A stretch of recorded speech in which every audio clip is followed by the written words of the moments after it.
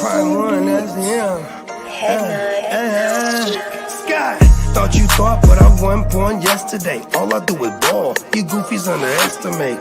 Heavyweight bag, step on your weight class. I done moved across states, blood I can't cap. Strap put it on my pivot, clocking digits. Rock hard and I ain't even in the kitchen. I'm on a mission to move soft, make a thing flip like a moonsault. Keep a switch for everybody through salt. Face froze, somebody check dude pulse. Is you stepping or stepped on? Wake the game up, make them regret I was slept on. Bogey's world, welcome to a new dawn. Till I move up, I can never move on. Big bread got me bougie past the great poop on. I'm getting over while you busy fighting over croutons.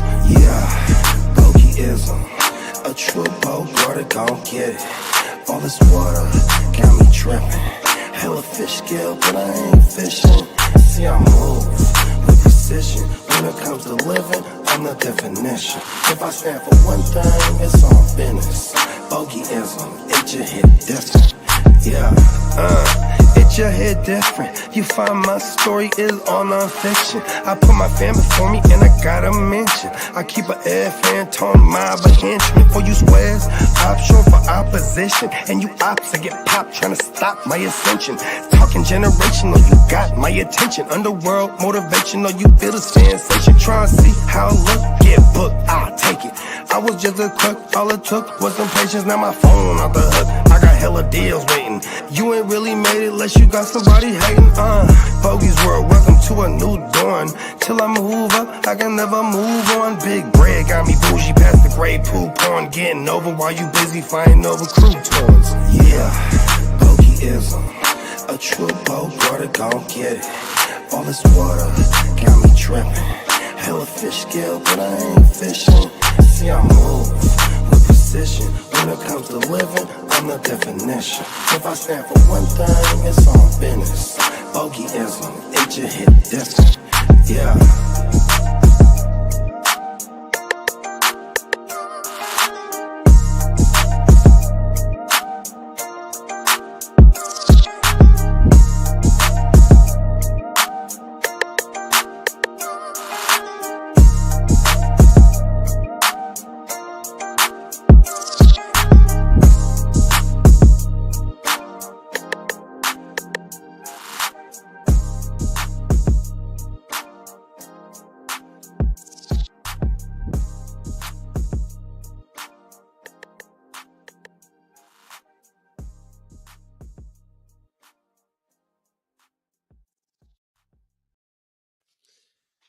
Yeah.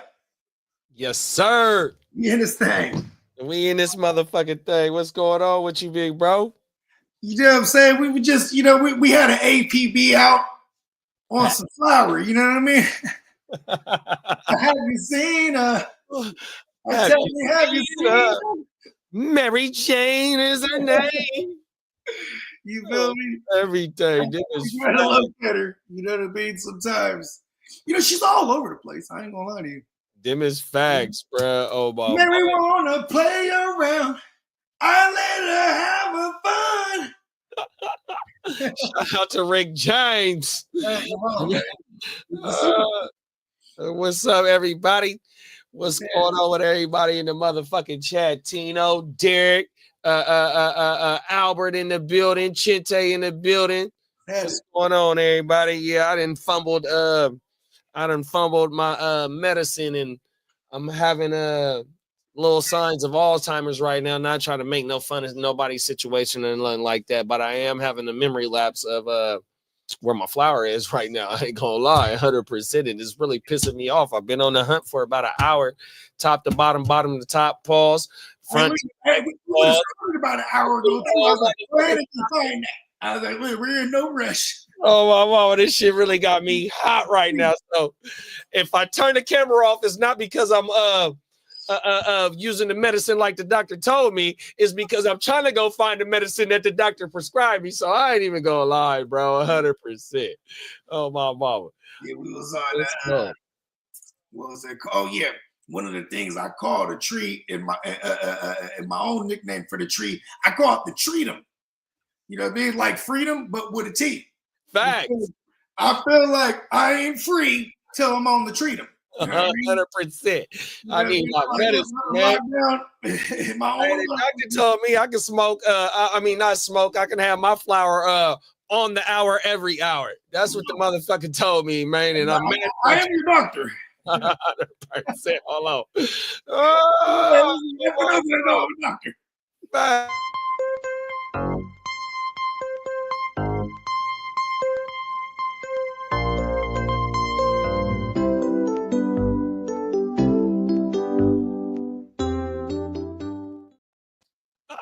Yes. And you know, I just said, listen, two of these and call me in the morning.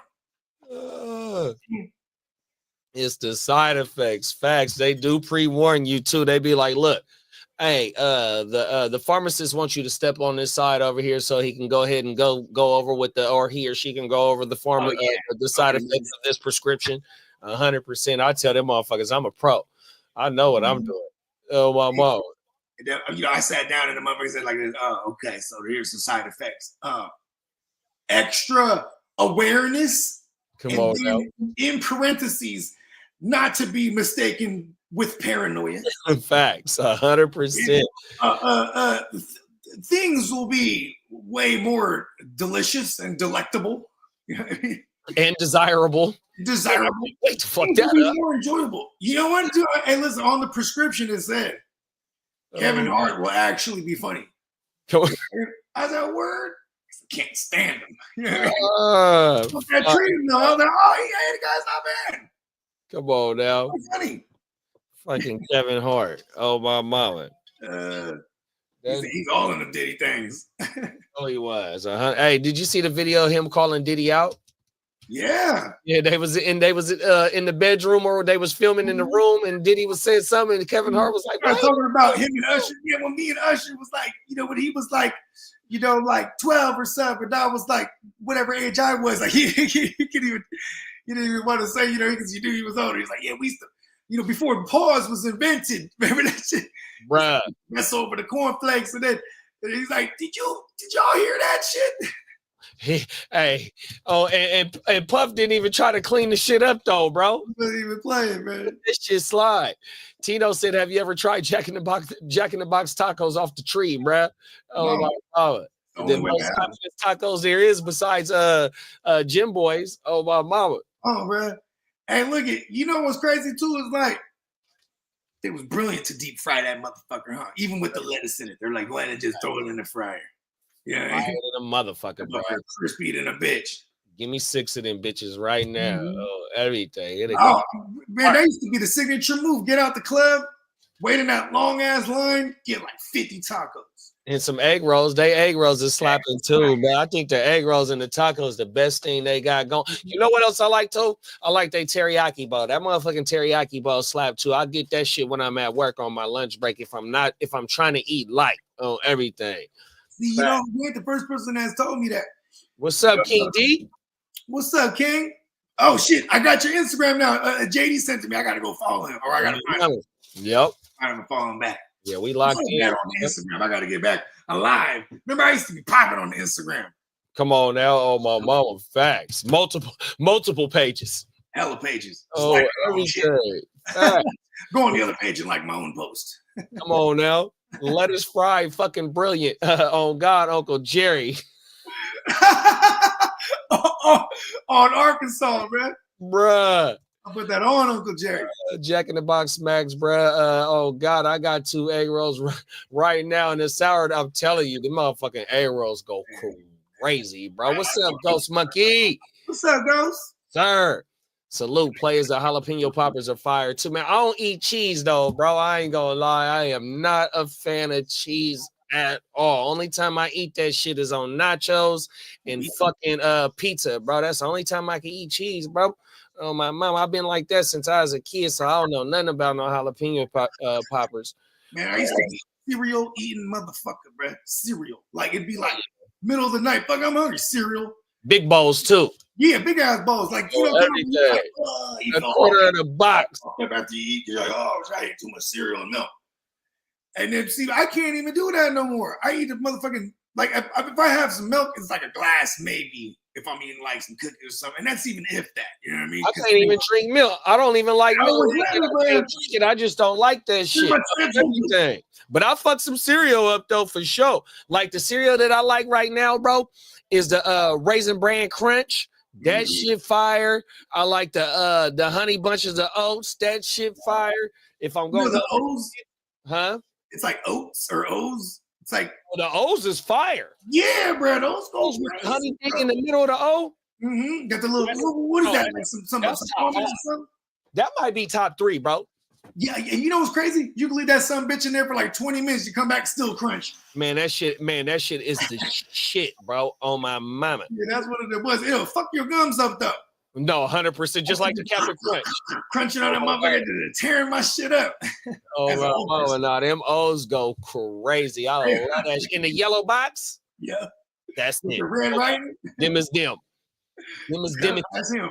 Oh, everything. Facts. Yeah. A bunch of oats slap too, though. That's my shit too, cousin. No, it's not. You inserting yourself in the conversation you ain't got nothing, no business, know nothing about. Nigga, it's called a O, and then it has an apostrophe S, and it got this little honeycomb thing in the middle of the cereal, the O. Oh my God. Like oats is in that motherfucker. Hey, oats. I don't even know what oat is. You want to put your high sugar on. You want to mix Captain Crunch Tricks and Cinnamon Toast Crunch all in one, like the Kelsey brothers. The Kelsey brothers cereal. They got 3 cereals in one box. Hey, that's kind of gangster, bro. I ain't never thought of that, bro. I don't think I've ever lived now, bro. Yeah, nah, they got and they sell that shit too. You ain't never lived until you took the tricks with the whole woo wops and what else, man? What? Facts, bro. Hey, Tino said, nah, sugar the devil. You want the Tino body, meat, vegetables, water, hen dog, and Rona diet. Oh, everything. Hey, listen, I used to be a member of Tino's gym, but all we did was do psychedelics and then put a fucking the Karate Kid headband on. You know what I mean? Oh, my mama. Yeah. What's up, dude? We got Daniel Berry Sports Highlights in the building. What's going on with you, big brother? Looking for pulling up on us tonight, man. 100%. Salute to Daniel, man. First time seeing you around here, big bro. Pull up whenever you want to. On the other channels, he might have been around, bro. Like, if a shout out to Daniel Berry, man. I know I recognize that. That's what I'm talking about then. On everything. Fact. Be sure to like and subscribe to the Gen Wealth Net and the Heart to Start, the Neon Peacock, and the Guru Nation. Because we definitely are Nation. A signed autograph. Trey McBride, full-size Arizona Cardinals football. And to get your free entries for the Thanksgiving Day giveaway, all you got to do is follow us on Instagram and send us a little DM that you're subbed up. And for every sub for every channel, that's the entry right there. Yeah. Oh, and we got a sale going on our sponsor. Shout out to neonpeacockmerch.com. 20% off of everything right now, going all the way up until the 14th. Get you an allegedly a t-shirt or a sweatshirt, you know what I'm saying? Get you a Christian McCaff strain, a Jerry Had a Little Lamb, man. We got all kind of fly designs, you know what I'm saying? Shout out to the Neon Peacock. Yeah. Sir, use code extra cozy. Don't forget to use code extra cozy for sure to go ahead and get your discount, man. 100%. You see it right here on the screen right here. Right there, neonpeacockmerch.com. 100%, man.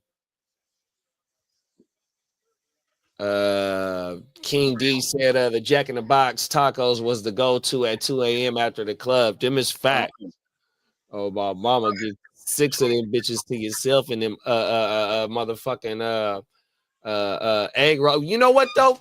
I like they onion rings too though. So it's a toss-up between Burger King onion rings and Carl's Jr.'s onion rings. Carl's Jr.'s not bad, but see, here's the thing with my hope, because I just had Carl's Jr. today, and I always get a superstar, and then I get a Western bacon for later on, because I know when I get off this show, I'll be like, yeah, I got a Western bacon. You can 100%, right?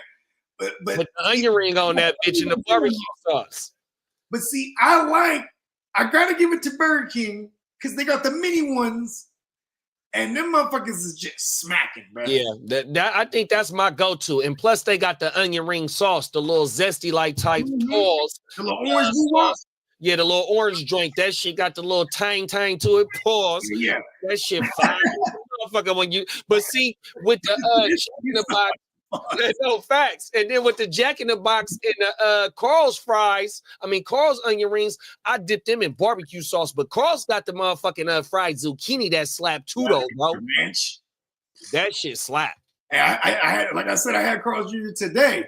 Because the girls they wanted Buffalo Wild Wings, and there's a Carl's right next to it. I was like, man, fuck that. I'm getting Carl's Jr. I'm not mad at no Buffalo, but I did do a bit of drinking from actually I didn't start early yesterday. I started pretty late, but I definitely continued last night after we got off. Oh, my mama. We can pause. Daniel Caps, what's going on with you, big bro? He said, wonder if A-Chain and Puka will get me 31 tonight, not looking like it so far. You know what sucks is that, okay, so they're definitely, no respect to Tua. They're like, all right, beat us down the field, Tua, right? Because then they're just on A-Chan everything. When they scored that touchdown, it was the handoff to the son of a bitch, Malik fucking Washington, and it was a Russian tug. That absolutely helped zero of us. And because that would have definitely aided his, 31-point attempt here. You know what I mean? Come on now. Yeah. And but I think he could. Here's the thing, Puka, that first possession didn't look good for the Rams, but what I hate when they don't look good right out the gate is that we literally sometimes got to wait till it's the halftime for them to make that adjustment. You know what I mean? Everything. Sean McVay is great at in-game adjustments, though. So, and this is one of the more stingier secondaries that we're working with. You know what I mean? But they'll get Puka the ball. They're not. I think, and you might be able to look this up. I think they one of the better secondaries as far as not giving up anything like 15 yards routine. You know what I mean? Who, the Dolphins secondary? Yeah, like air yards wise. So they've given up some big plays and big receptions, but some of them came by a yak. You know what I mean? But anything past 15 yards ain't really been handling. You know what I mean? So I figured, if this would be like a big Cooper Cup game. You know what I mean? With that, when I was looking at them numbers, I was like, okay, this might be Cooper. Daniel said, I screwed up bad playing Daniel Jones over Kyler Murray. Never set your lineup drunk the night before. I think we all have been there before, big bro. Them is facts. Yeah, it was such a good matchup for Danny Dumbass against Carolina, but the only thing that sucks is that they're gonna ruin it by having it in Germany. And no, shout out to Germany. I'm just saying because those games tend to be ugly and more run centric. And I did the same thing. It's not going to cost me because I think I would have lost regardless. But in a super flex, I played Danny Dumbass over Russ. And I probably would have liked playing Russ. It would have looked, I would have lost by maybe 25 versus losing by fucking 50. You know what I mean? I remember you saying that yesterday morning too, bro. I couldn't get off the matchup, even though it was a good matchup for Russ too. It was fantasy friendly against Washington. It was just okay, let me go ahead and beat up Carolina like everybody has. But it is kind of nuts because the last 2 weeks, they just haven't been getting beat up in that same fashion the first 8 weeks prior, 7 weeks prior. Oh, I'll be right back. Got a pick. Take a piss. Who picked him? Ooh. I think they said Anthony Walker. Okay. Shout out to Cuzzo Anthony Walker, man. Finance Fridays, man. Every day.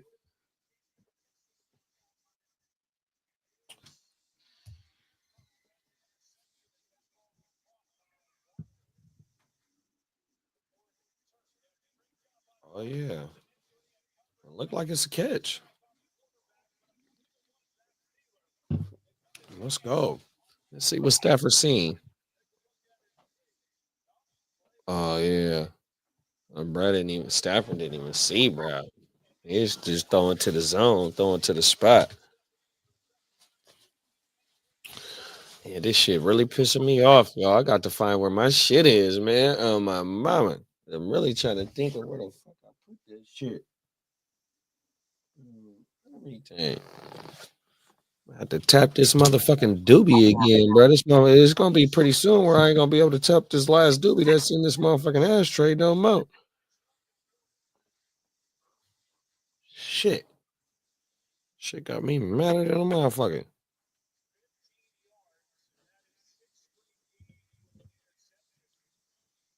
Damn you, Stafford. You out here donating. You out here donating to the cause, bro. That ain't bull. Oh my mama. Damn. I really gotta think.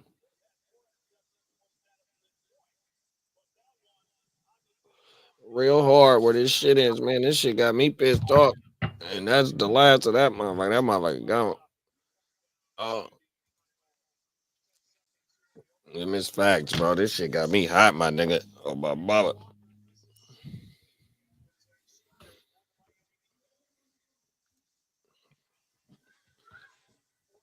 Samo going into the what? To the second. What we looking like this week, though, man? Everybody all right in they shit? I think I'm going in y'all. I mean, in sleeper. Me and Derek battling out. I got Tyreek. You got somebody playing tonight, big bro? Yeah, I got all of them. You got all For real though. Oh, Baba. I got all the Kyrens. I got all the Tuas, Staffords, Pukas, Cups. They're all in play too. So I got a matchup against Derek where me and him are the 1 and 2 seeds, and he smacked me. He's gonna remain the number 1. You know what I mean? Oh my mama. Actually, I don't know if I'm the 2 seed anymore too, because this might be the third. I went 7-0, and now I'm about to go 7. I'm about to be 7-3. Oh, and that's how it is with me and him right now in this SBI. I'm the 2 team, he the 4 team, and only one game separate us. And here it is right now. So he might catch ground if he got points on me on my mama. Facts. Tino said Midtown sack a fun spot. Was wilding out now. Facts, 100%, bro. That shit go crazy down there, bro. Mm-hmm. On my mama. And I just we're gonna do a story on the weekend wrap up, kind of like touching on the story that we did about the Pac-12 shit. Well, I just seen something today where the Sky River Tribe, which is also right here by I built the casino. On my mama, 100%. And they own so they main casino. I forgot what the name of their main casino is. This just one of their other casinos.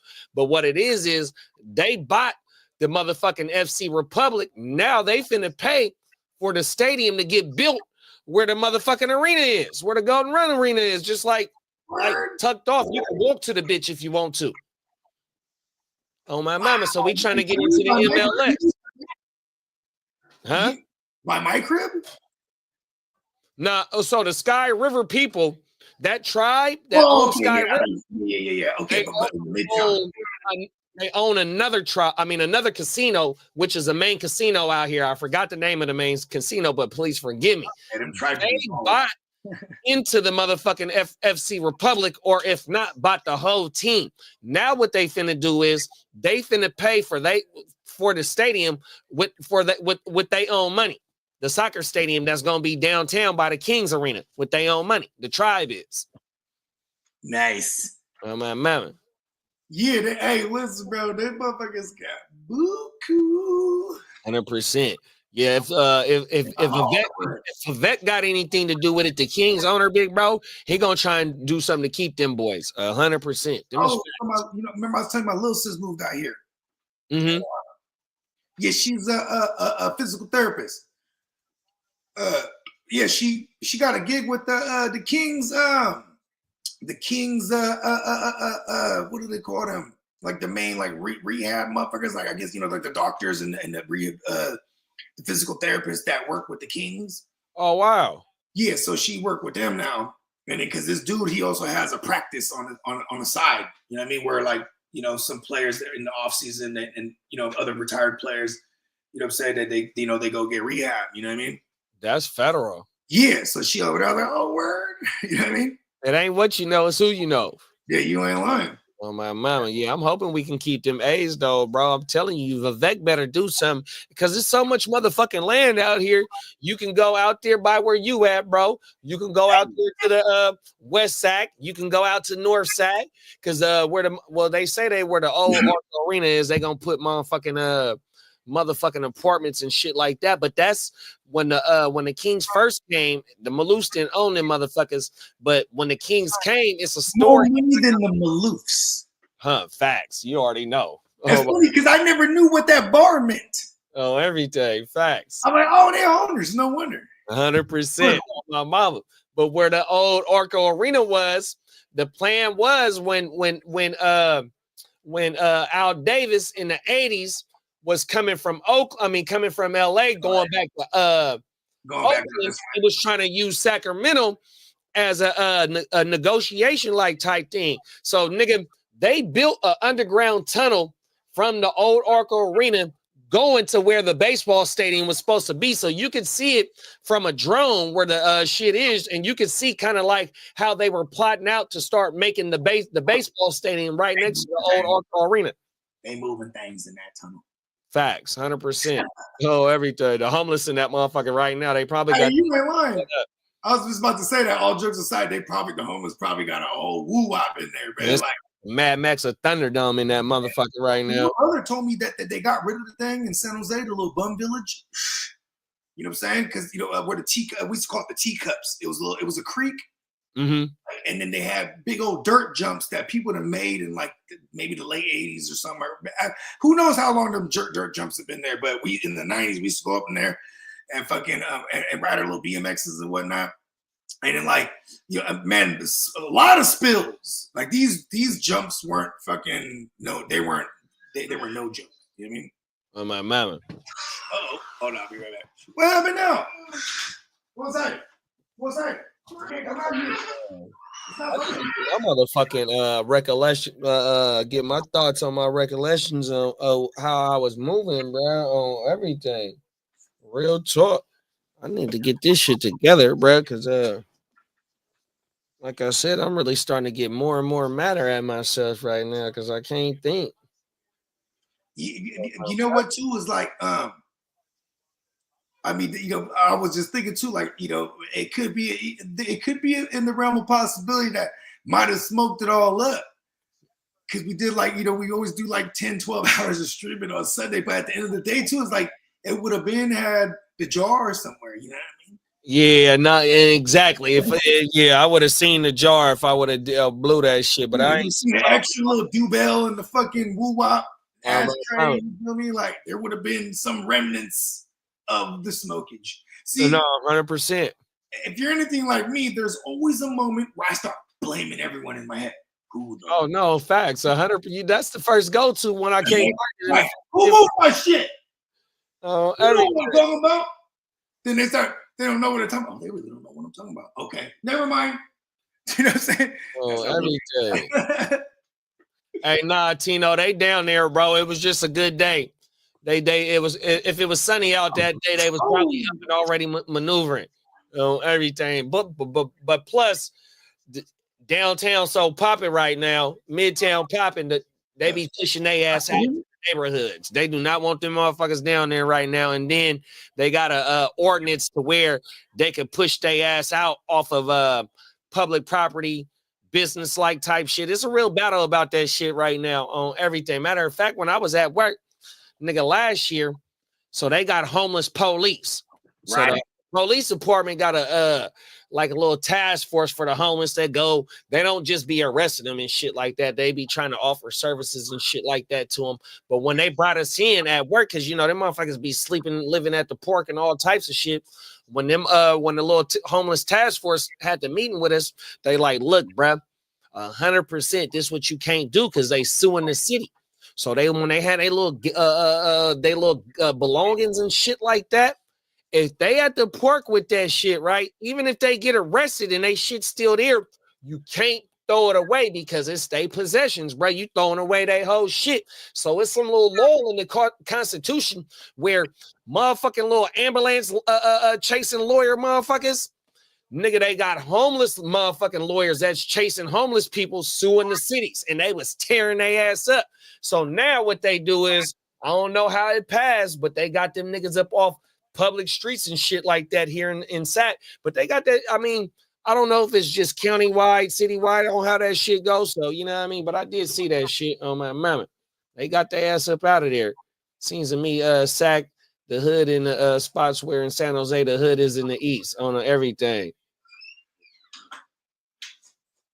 Nah, so yeah, kind of. So like where Midtown is, that's where I'm at. So we consider Midtown, my community is considered Midtown, especially since once you go like towards motherfucking Y Street and W Street and shit like that, going down Alhambra, because to the left of that, that's where Midtown is like really start booming at and all that shit going fucking, that would be going west. So if you go north down fucking 34th to where it get to Broadway, you could take a left on Broadway. That'll take you going fucking west. And Broadway is the cruising scene. So we had a little episode. Oh, yeah, we talked about that. Where we talked about the cruising scene in Sacramento, and that's Broadway. So Broadway. I didn't even know it was like that.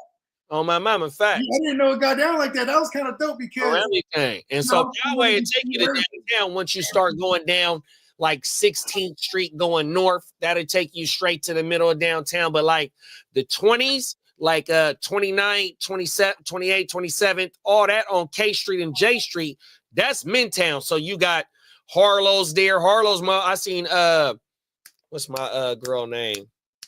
Marsha Ambrosius. I seen Marsha Ambrosius there. I seen Norelli, Adrian Marcel in that motherfucker. I seen all type of mine. It's just a little itty bitty club, but it's right there in Midtown. The Blue Q, it's a pool lounge. That motherfucking smack. All that shit, that's Midtown. But once you start going back, going west, going to where the number streets start getting lower, that's how you get into downtown. On my mama, K Street and all that bullshit. 100%. But that shit smacked up. My bad, y'all. That was a Sacramento rant. Yeah, you know, listen, I appreciate all of it because I'm still learning the area. You know what I mean? Bogart. So like how, like where Franklin Boulevard is where you at? Yeah. You could take Franklin Boulevard going north, and that motherfucker gonna take you to my neighborhood, and it's gonna take you to Broadway. You make a left on Broadway, go 5 minutes down, make one of them rights on one of them number streets, and it take you straight to downtown. And you ain't even got to get on the freeway if you didn't want to. You know what trips me out about here is like just like man, they got cameras on every goddamn woo-wop out here, man. 100%, bro. And you know what was crazy too is I started thinking about it too, because you know what I'm saying, I've been legit for a good minute now, you know what I mean? But I still think of the way of the allegedly ways, you know what I mean? No, 100%. Yeah, all the time. And like, you know, I'll be thinking like, damn, can't nobody do drop-offs like that these days. Like, imagine you're just like, if you just always active, moving around, you got to be switching and dipping your whips or be in Ubers or something, like, because they could just see your motions all the time. You know what I mean? Even your phone. Can you imagine that now, Brad? If you're a D-boy that's doing it moving, you in the traffic, you doing it wiggling.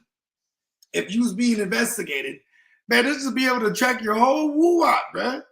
Oh, no, 100%, bro. License plates, the motherfucking cameras reach your phone. You do the red light ticket, which thank goodness I ain't had no red light ticket in like 20 years, bro. Maybe even a little bit longer than that. I just ran a red light on X. No picture though. And so when it first came out, and when I got it, it didn't read. It read off your fucking registration, I think it was. But now it read off your license. So when I got it, my dad was the owner of the vehicle. They sent him got in the court. And they seen the picture, and they was like, "Oh, well, this ain't him." He was able to beat the motherfucking thing. That's because it wasn't in his motherfucking the camera. You know, he wasn't the one that the camera took a picture of. Oh my mama. But now that shit reads. Your Honor, it wasn't me. 100%. Now I read your license, tear your ass up. Tino said he was on Ellen 24th. Not sure where. No, you was in Midtown. That's Midtown on everything. Yeah. Yep. And L, I want to say. L, that's where Sutter's Fort is. Sutter's Fort is on L Street by Sutter Hospital. Yeah, my girl just went to Sutter right now to go get to re-up on her BP meds. Oh my mama, yeah, that's right there on 28th Street or 29th Street. It's a Gym Boys right next. It's a Gym Boys right next to Sutter Hospital. That's one of the firest Gym Boys in Sacramento. Oh my mama, yep, that motherfucker been there for hella years. Yeah, it's crazy too. Like when I fucked around even way before any of my family was even out here type shit. You know what I'm saying? When I was like young, like fresh 21er, we came out to Old Sac, and one of the homies was drunk, and he was wilding in the little spot we was in, and then like the bouncer like legit put him in like this little lockup, man. I mean, it wasn't serious. Yeah.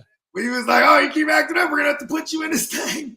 That's crazy. A little cage, like the little jail thing for real. It was like, it was all fun and games, but I was just like, oh shit, we're in the fucking Old West. Oh, my mama, facts.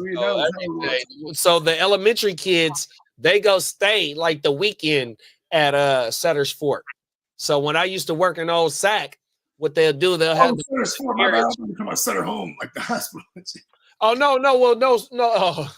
That's all right there by each other. Sutter Hospital is right by Sutter Fort.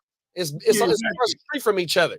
But the kids in the elementary schools here in the city of Sacramento, what they used to do is it'd be like a little, I don't know what weekend it was out the month. I didn't go to the school, elementary school out here, but my daughter and all that shit, all my cousins and shit, they all got to stay at Sutter Fort for the weekend on everything. And like when they do like a science camp type of thing. Something like that, little history like type shit. And then it's another little thing going up towards Lake Tahoe where they get to go stay camping at what's the name of that motherfucker? Fuck. Yeah, we have it's by Slough House. Oh, what the fuck is the name of that? Camp Sacramento. So Camp Sacramento, I forgot the name of the city, but it's by Slough House. And so all the kids that like graduate 6th grade or some shit like that, they take all their little asses up there and they all go party up there for the fucking weekend in the Camp Sacramento. But I ain't never went to that shit though. Everything. When you're in elementary, where I'm from, you go to like the science camp for a week, and it was like up by like I think it was like Santa Cruz, like up by Santa Cruz or like Carmel or something like that. Oh, shout out to Carmel. Clint Eastwood used to be the mayor of Carmel. Oh, we're heard. Facts. Yeah, I didn't even know. That's 100% facts. Clint Eastwood used to be the mayor of Carmel. Because me and my mom and my grandma, we used to vacation in Carmel when I was 10, 11, 12 years old. Spots with the beachfront joints. Oh, everything. Right there on the other side of Seaside. My sister from Seaside. Oh, everything. She's so one of her baby daddies is a Crip from Seaside. You know, everything. I was about to say they thugging over there. They got a lot of Crips. They got a lot of Spaniels. Oh, my mama. Yeah, they didn't like it when my face from San Jose coming out there. Tino said, "Yeah, I was by the hospital. We got an Airbnb." Huh. Oh, my mama. Yeah. He said he was in one of the old style Victorian houses. That's the most, and them is mansions too, big bro. So like by where you was at, and if you go down 21st Street, but going fucking north, you'll see you probably see them. They are the old Victorian houses, but them motherfuckers, some of them motherfuckers is only one family living in that motherfucker. So you got the attic, then you got the main level, then you got the other level. I mean, not the attic. What's the basement? And then so you got the 2 levels, and then you got the attic at the top. And them is all. That's all old. So back in the day, see, Sacramento used to be under the sea level. So as the further you get into downtown, that bitch used to flood. So they had to build all that shit up back in the day. Oh, my mama, it's hella tunnels and shit. You can look at that shit up on YouTube. That's kind of crazy because my mama. I mean, we are mad above. Where I'm at, what are we? 50? I'm like 55 feet above sea level where I'm at. But it definitely goes down a little bit towards that way. Yeah, see, because so where Arco Arena, the old Arco Arena is, they stopped building out there because of the 100-year flood plan. So just as of recently, maybe like 10 years ago, they gave a okay to go ahead and build again because how far under sea level or where, the level of sea level and close to where the river is and the levees and all that shit, they had to stop building for a minute. Oh my mama, but they out there building like crazy out there. Oh my mama. That shit crazy, bro. Midtown legit for a couple trying to get down at the club. Oh, 100%, man. And then the cookie store right there. Oh, my mama. The cookie store on J and like 20th. Oh, my mama. Oh, it's a whole nigga. Man, it seems we trying to do an event at that joint right there. Well, remember you was telling me about it. Everything. No, facts. Yeah. What was the bald head black dude that had the TV show back in the day? Montel Jordan. Nope. Montel Williams. Nope. He got a cannabis club on the back street of like C Street. So it's like 16th and C or something like that. He got a cannabis club, bro, on everything. Hold on, my bad. I gotta close this garage. Damn, it's cold in the month. Yeah, you ain't lying, bro. Facts. I never seen an addict in my life. My daughter was scared to sleep in it. Hey, they got fat shit down there, big bro. So I don't know if y'all ever heard of the lady. Man, what's that bitch name? Old lady, but the bitch was killing hella old people and burying them up under her house back in like the 80s. Hell yeah, old lady. The bitch was killing people and getting them for their social security, right? I know what you're talking about. Oh my mama. They finally caught the bride. The bride was like 70 years old, something like that, 75 years old. She was collecting everybody's bread. 100%. Nigga, my cousin was like in Chowchilla with her. 100%, nigga. No, this is 100% facts. My cousin was in Chowchilla with her, 100%. But long story short, where that house was, that's right smack in the middle of downtown, right down the street from the Golden One. No, way closer to the Memorial Auditorium, though. Way closer to the Memorial Auditorium. But her house right there, bro. I don't know if you ever heard of it. It's called Sandra D's. Sandra D's was a kind of like a famous soul food place, but they kind of like fell off. If you know what Bar Rescue is, Bar Rescue was at Sandra D's as well. Oh yeah, you told me about this. I think I might have even found it on YouTube because when I think I told you the one about T-Pain being in Old Sac. So they was out here twice. Okay. On my mama, T-Pain was at the one in Old Sac, but also the one at Sandra D's. Bro was there too, where Sandra D's is. That Broad House right across. You could just throw the rock at the Broad House right there and probably kick up dust from all the ghosts and spirits. You got the Sandra D's that house killing victims, huh? 100%, bro. Facts. I'll be right back. Yep. My mama cookie store right there on everything, bro. Facts. We trying to throw something by that motherfucker, man. We gonna keep y'all posted. I was talking about Bogey about throwing an event, a fantasy football event next year. My mama, we're gonna see if we can put that in play, but it's right by the that joint. We gotta talk to one of our homies out here that do the fantasy football with us. We're gonna try and put something together, bro.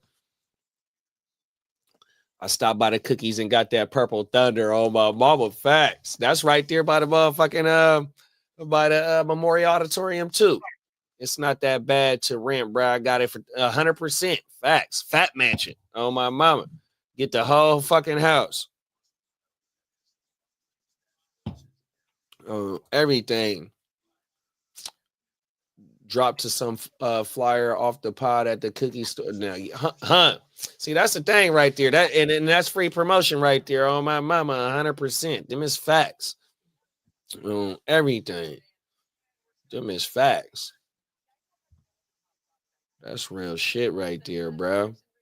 They got the cookie store right there. They got Connected. So Connected, where I'm at, is like 7 minutes, not even 5 minutes driving, 15 minutes if you want to get on your little bike or something like that. Not even that. They got the Connected right here. What else they got that's close? Fuck, I don't even really be knowing none of them names like that. Oh, they got a Cola's on the other side of Fruit Ridge. I don't be knowing them motherfuckers. You know, I be tapping in with the homies on everything. Only when I be out of town like that too, big bro. I pull up and go. I don't mind stopping at the motherfucking store. 100%. Facts. Oh, the tree store. Yeah, on my mama. 100%. Yeah, off top. You know what I mean? If I'm flying out of Cali and I'm flying into somewhere where it's gonna be gravy boat, like I'm just bring all the tree I want. You know what I mean? Because I'd rather not buy a tree elsewhere. But like, I love when we're, that we're living in that day and age where it's like, oh shit, if I run out of tree, we need to hit the stove. Just hit. That's how I did it when I was in Stockton a couple of weeks ago. I hit connected, boy. We got the first time little buyer light type shit on my mama, and walked out of there smoothly. Oh shit, my bad. Did I have my shit? You couldn't hear my phone, right? I didn't realize I didn't have my shit on mute. I couldn't hear that shit, bro. Cooper Cup just got smacked. Yeah, I'm in like a little commercial. Gave us a good idea. He said, drop some flyers off about the pod at the cookie store, bro. So somebody might see that shit. Dropping off hella flyers. Oh, my mama, get some clean little color coded on everything. My Cuddy got the Airbnb on I Street. I think he was right by the cookie store. We stopped and burned like 3 tough ones and hit the Diddy's dust and smoked that weed at the wedding on everything. Facts. Oh, everything. Matter of fact, it's a liquor store out here that got what they'll do is they'll have the little Ziploc bag and they'll make their own drinks, but it's all separate shit, right? So they got the Diddy drink, and what it is it's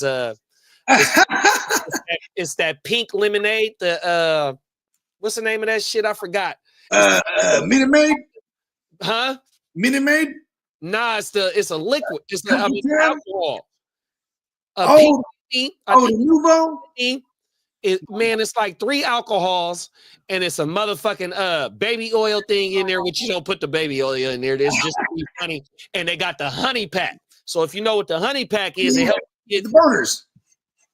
For a big strong boner. So that shit funnier than I'm sliding on YouTube about the shorts. Oh, we got a question in the chat. Yeah, wow. Let's get the question. Should I trade Evan Ingram and Jordan Love for D-Hop, Goddard, and Pickens? I have Kyler at QB, 2 tight end premium. Evan Ingram for Jordan Love. Yeah, I kind of want Jordan Love the rest of the way. I mean, I would assume his QB sucks, right? Or whatever he's rocking with right now. It says Ingram and Love for D-Hop, Goddard, Pickens. Yeah, so D-Hop, Goddard, and Pickens he's getting for Ingram and Love. I don't really like Goddard like that. And Ingram, he might be like, you know what sucks about Brian Thomas, bro? It looked like he's out there playing hurt. Like, he's the type of dude, he's a physical receiver. And like with this chest injury, it looked like he ain't trying to like jam the one up at the like battle someone at the line, or you know what I mean? So I feel like Evan Ingram's gonna be okay the rest of the way, no matter who the quarterback is. But what's up with my dog Ron? What's that, Ron? Ignorant thinkers, 100%. That's my dog right here. Shoot Ron the link. 100%. I'm gonna send it to him. Yeah, you free Ron. Go over the link. You want to pop on? I think I'm doing this trade though, bro. Yeah, I'm not mad at it. I like the Georgia. I'm picking up 2 starters, even though I'm downgrading at the tight end position as of right now. I think Goddard scored. Goddard scored on yesterday. Yeah, Devontae Smith did nothing. Facts. What was it with that? Because if he's injured, because I don't like when all 3 of them is alive. You know what I'm talking about? Facts, 100%. It ain't enough falls. They vulture each other as far as Goddard and Smithy go. You feel me? Oh, my mama. Yeah, I'm okay with it. I mean, anytime you can sell high in a QB and a single QB, I'm not mad at it. You know what I mean? Because in a single QB league, the QBs are kind of, they're kind of irrelevant. You know what I mean? And you just need to have one that ain't finna bust you. You know what I mean? Pause. And you know what? I don't know exactly where John New is at tonight's game, but like John New and JT Sanders didn't do a whole lot, but the touchdown saved his day.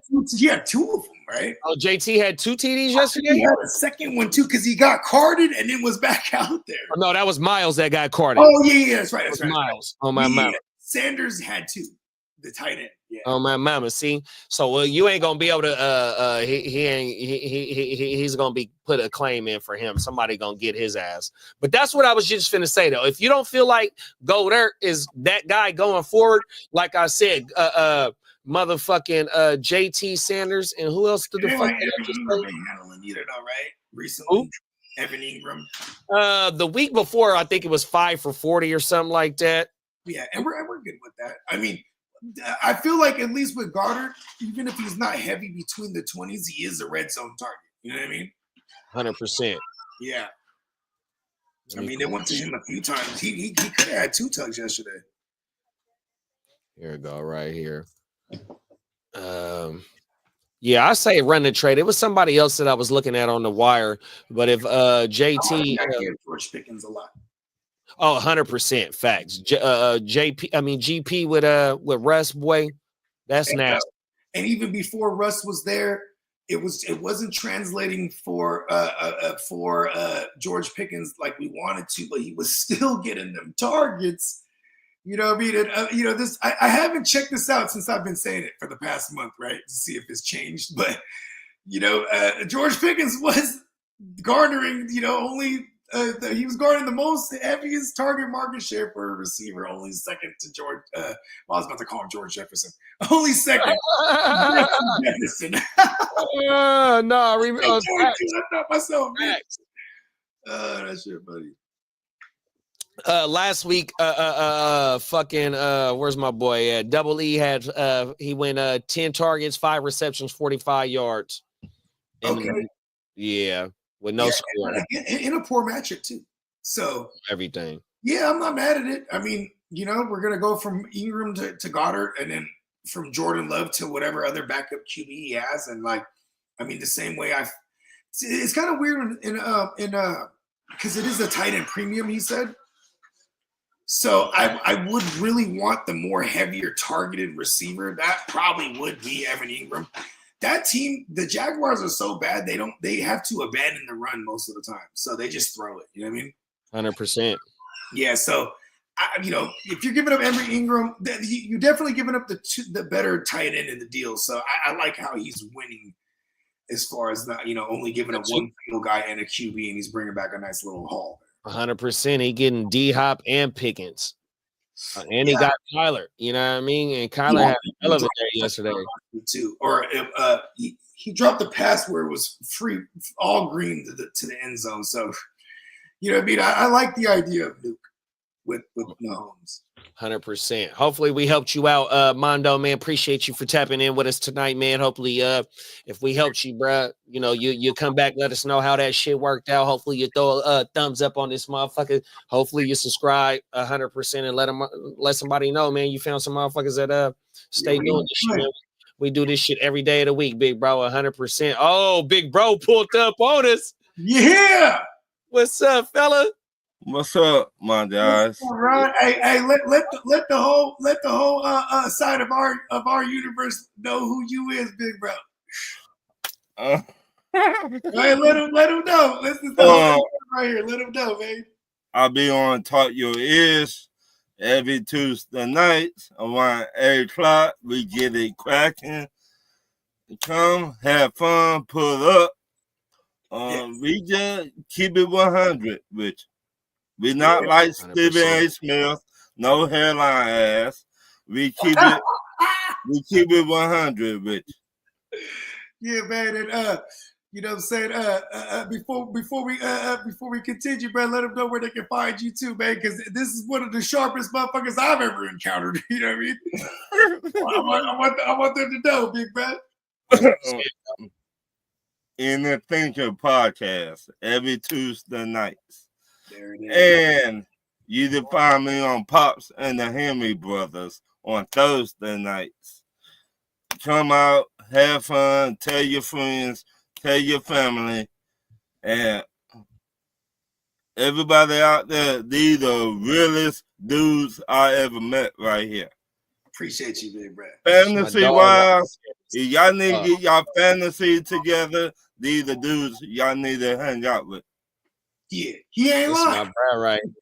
100%. Dirty Bird, stand the fuck up, man. Yeah, let's get right to it, man. What happened there, you think? Against the Saints this weekend? We played down to the competition. They beat us at our own game. I mean, I mean, they were so bad against the run for the last like 6-7 weeks. I was like, yo, Bijan and Tyler Algier, Al Boo is gonna run all over them, and they did get it in, but like it was kind of crazy. They was ready for old Corky Kirk the second time around. Right. And like, I know y'all 49ers fans. I mean, y'all played Seattle. Yeah, this week we playing again, right? Sometimes y'all split them. Yeah, and I worry about them. I worry about them because we beat them in their house. They come out the bye week getting ready for us. Right. Yeah. Same thing. We beat them at home. They beat us at their house. That's that divisional shit. Right. On everything. You got to hit motherfuckers in their mouth. I mean, if you call yourself the man, you got man up. Them is facts, bro. Oh my mama, and like how Bogey said, we got motherfucking Seattle this week, and with Arizona doing what they doing, it's gonna be a battle all the way from the rest from this week all the way to the rest, big bro. 100%. Arizona has that last place schedule too. But you can't afford to take no more L. We can't take the. But me personally, yes, I would trust the 49ers and Seattle before I trust Arizona and the Rams. Word. Okay. It's funny because I have more trust in the Rams. That's why their defense has been coming together. I mean, their secondary still got mad holes, but like their pass, like I feel like pass rush. I'd rather have pass rush than shut down corners. But you know me and Dennis been talking about this for 5 years now. Ain't no such thing as a shut down corner no more. Okay. Think about it. Let's go through it, right? So these days you have Surtain. Sauce. But Sauce ain't been shut down this year. People ain't been straying away from him. You know what I mean? But do they follow the number ones? Or do they just keep on one side? On one side. That is a good point. Yeah, there isn't too many traveling. I mean, shadowing unless it's just one. Like, okay, if there's no T. Higgins and somebody's playing, like, and the Broncos are playing, like, the Bengals, right? There's no T. Higgins. Right. Yeah, he probably would shadow Chase because that's the only, how about this? New England, their young buck, he shadows when it's just one number one option on the other side. Like, he shadowed a Chase earlier this year. But you don't hear about him like you hear about Sauce, like you hear about Jalen Ramsey, like you hear about all these top corners. You hear about Jalen Ramsey, you hear about Sauce, you don't hear about the dude from the Patriots. That is true. I mean, it's kind of like his rookie year again. That's what I was gonna say, that he got hurt last year, 100%. Right. Like you hear about the dude with the Houston, Texas. Sting. Yeah, you hear about him. He is a damn dog. Yeah, he is. Dog. But he followed every top wide receivers. Hardly no other corners besides top 5 follows other wide receivers. Number ones. Now, I'm not talking about number 2s, number 3s, number 1 corner. Yeah. How many number 1 corners that follow the team number 1? No, them is facts. 100%. I really can't name off the back right now, but you know how that also to counteract that is that a lot of these high-powered ass offenses, they usually have damn near 2 number 1s. It's a 1A, 1B, you know what I mean? Especially teams that's putting up the points, you know what I mean? So I would understand, but my only counterpoint is I can't think of it right off the rip who Sherman played with, even though Sherman didn't follow people. Only time that he followed is when he like Dez. But Sherman, even though he didn't follow, he was probably one of the greatest in his system and did what he did best. You can also say the help that he had over the top with Earl Thomas and Cam Chancellor, and then you have Brandon Browner on the other side. Right. But yet, the system that he played with, he didn't have to travel, but yet it's a not. And also, he was one of the ones that was best at doing what he did. So I understand it. Right. See, Richard Sherman was a thinking man, corner. He would think before he react. Richard Sherman used to think about what he's going to do before you get to where you need to go. See, Richard Sherman, too, he was dope because he was a receiver originally. 100% Stanford. And so he could reverse, and he's a Stanford guy. So, I just naturally assume he's smart. And he's from Compton. So, he's really smart. He's like, I got to get about the right. You're like, I got to get out of this motherfucker right here. He reverse engineered that thing and became one of the best corners in the game. I think he's a Hall of Famer eventually. Right. First ballot. Obviously, he hasn't been retired for 5 years just yet, but he'll eventually get in there. He should get in there because he got titles, and he got 3 Super Bowl trips. You know what I mean? Right. Pro Bowl, got all the accolades. But if you look at it, just because you got 3 Super Bowls he got 3 Super Bowl trips, 1 Super Bowl title. Right. Yeah. Just because you got 3 Super Bowl trips, were you the main reason why your team went there? The Legion of Boom's pretty polarizing. He was a defensive player that year that when they won it, he led the league in picks that year. Right. I remember all this because I hated him, and I hated Jim Harbaugh for not drafting him because he was a Jim Harbaugh guy, Right. And allegedly he's blood gang too. So he wanted to go to the Niners, right? Come on. Right. But you gotta look at it the way Deion Sanders said, to be a Hall of Famer, you got to be that dude on the field. I can attest to that, right? We traded for we picked him up in free agency for that 1 year, 94. Right. We won the Super Bowl, and then he goes on to the Cowboys. Right. Wins 2 with them. And when you look at it, it's like he definitely was a game changer.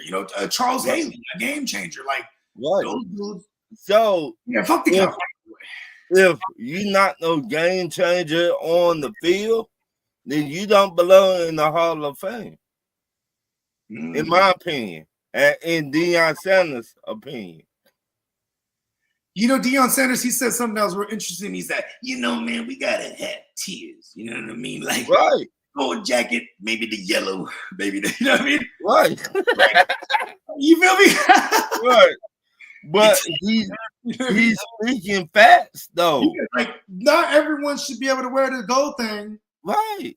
And, and it's like, it is politics, right? Right. Julian Edelman will get in one day. People get mad when I say that because he be getting there because Tom Brady made him to the wide receiver he became. Somebody will nominate him. Who? No, I said Tom Brady would be that somebody who would nominate him. Right. Yeah, and they say you have to meet some kind of criteria. Is that true? Like X amount of Pro Bowls and stuff like that? Because he don't got none of them. But he got a Super Bowls and he got a Super Bowl MVP. I feel like Edelman one day will get in like 20 years from now. You know what I mean? Right. He would get in there, but he got, like you just said, he got to wait a long time to get in there. Maybe he don't wait that long, huh? Shit. They run everything. We got people from the 1970s still have not got in there. It kind of makes me sad when they put in dead motherfuckers too. They be like, all right. Right. We voted him in. He's been right. I don't want to be no hater, but it's like, why you ain't do this while the man was alive? Don't wait till he passed to tell his family, yes, he going into the Hall of Fame. Why you ain't do it if he was a difference maker? You should have got him in 20 years ago. Gronk. First ballot. Definitely. He going to go in there. Yeah, First ballot. ballot. And I cannot stand the Patriots. I would imagine. But first ballot, Hall of Fame. Mm-hmm. What about Gonzalez? Was Gonzalez first ballot? In my opinion, No, did he get in first ballot? Because he would be in then right now, right? he will be in there, but He's been retired for about 10 years now. right. But we look at Super Bowls. He don't got no Super Bowl. What about the other tight end from the Chargers? Antonio Gates. Antonio Gates, is he in there yet? He should be in there. I think Antonio Gates barely retired too, like 5 years ago. Because I think he wasn't playing, but he didn't declare retirement yet for a couple. See, I think Antonio Gates, when he got from the Chargers, he should have went to a better team. To put him in the Super Bowl area, like go to the coach, like Junior Seau did, right? Like screw it, going to the Patriots, right? Go to a better team so you can play for that Super Bowl. Yeah, that's kind of crazy. Like, thinking about, like, going back to your Falcons right now, like Kirk Cousins, right? Like Kirk Cousins is a long-standing QB, right? What? Got a lot of numbers, barely, a couple playoff appearances, maybe like 2 playoff wins under his belt. What? That guy will never be in consideration unless he wins one. Right, of course. Right?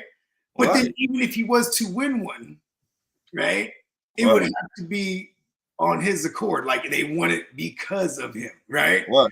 Like Matthew Stafford. Matthew Stafford got one. He won the MVP. But he led the league in picks that year. You know what I mean? Right. But he got lucky because if that trade did not go through, he would have been with Detroit. Yeah, and as legend has it, and it's actually that's not even a legend. This is Shanahan and Sean McVay. They've actually talked about this with Peter Schrader on a podcast, where Shanahan talks about going to Cabo and checking in the hotel. He's secretly meeting Stafford and his wife there. And he can't get a hold of Stafford because Sean McVay got word that this was going down, and he came through faster. Right. And it met up with Stafford and fucking sold him the dream. Right. But then, you know what I mean? The rest is history. But it's so funny because Goff was trying to holler at the Rams head coach, old lady at the time. Oh yeah, I heard something about that.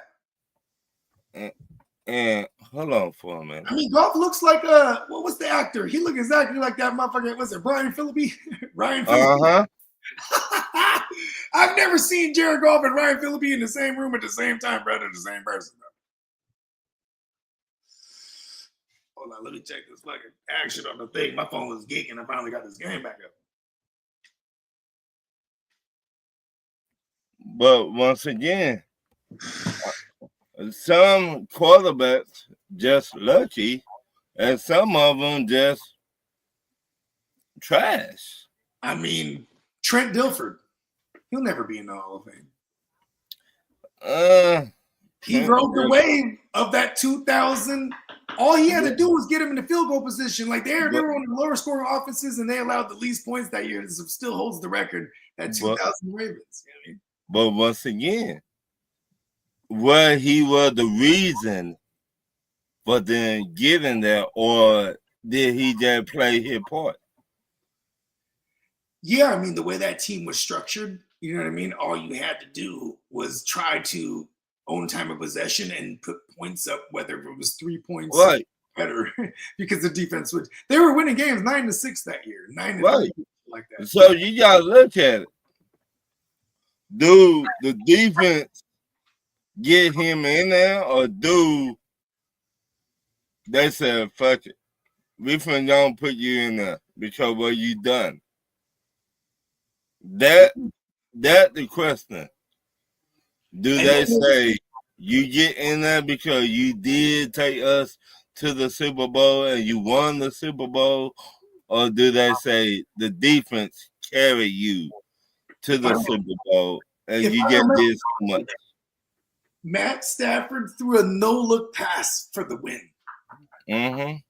Hold on 1 second. My little man's knocking on the door real quick. I told him he can't just rebarge it.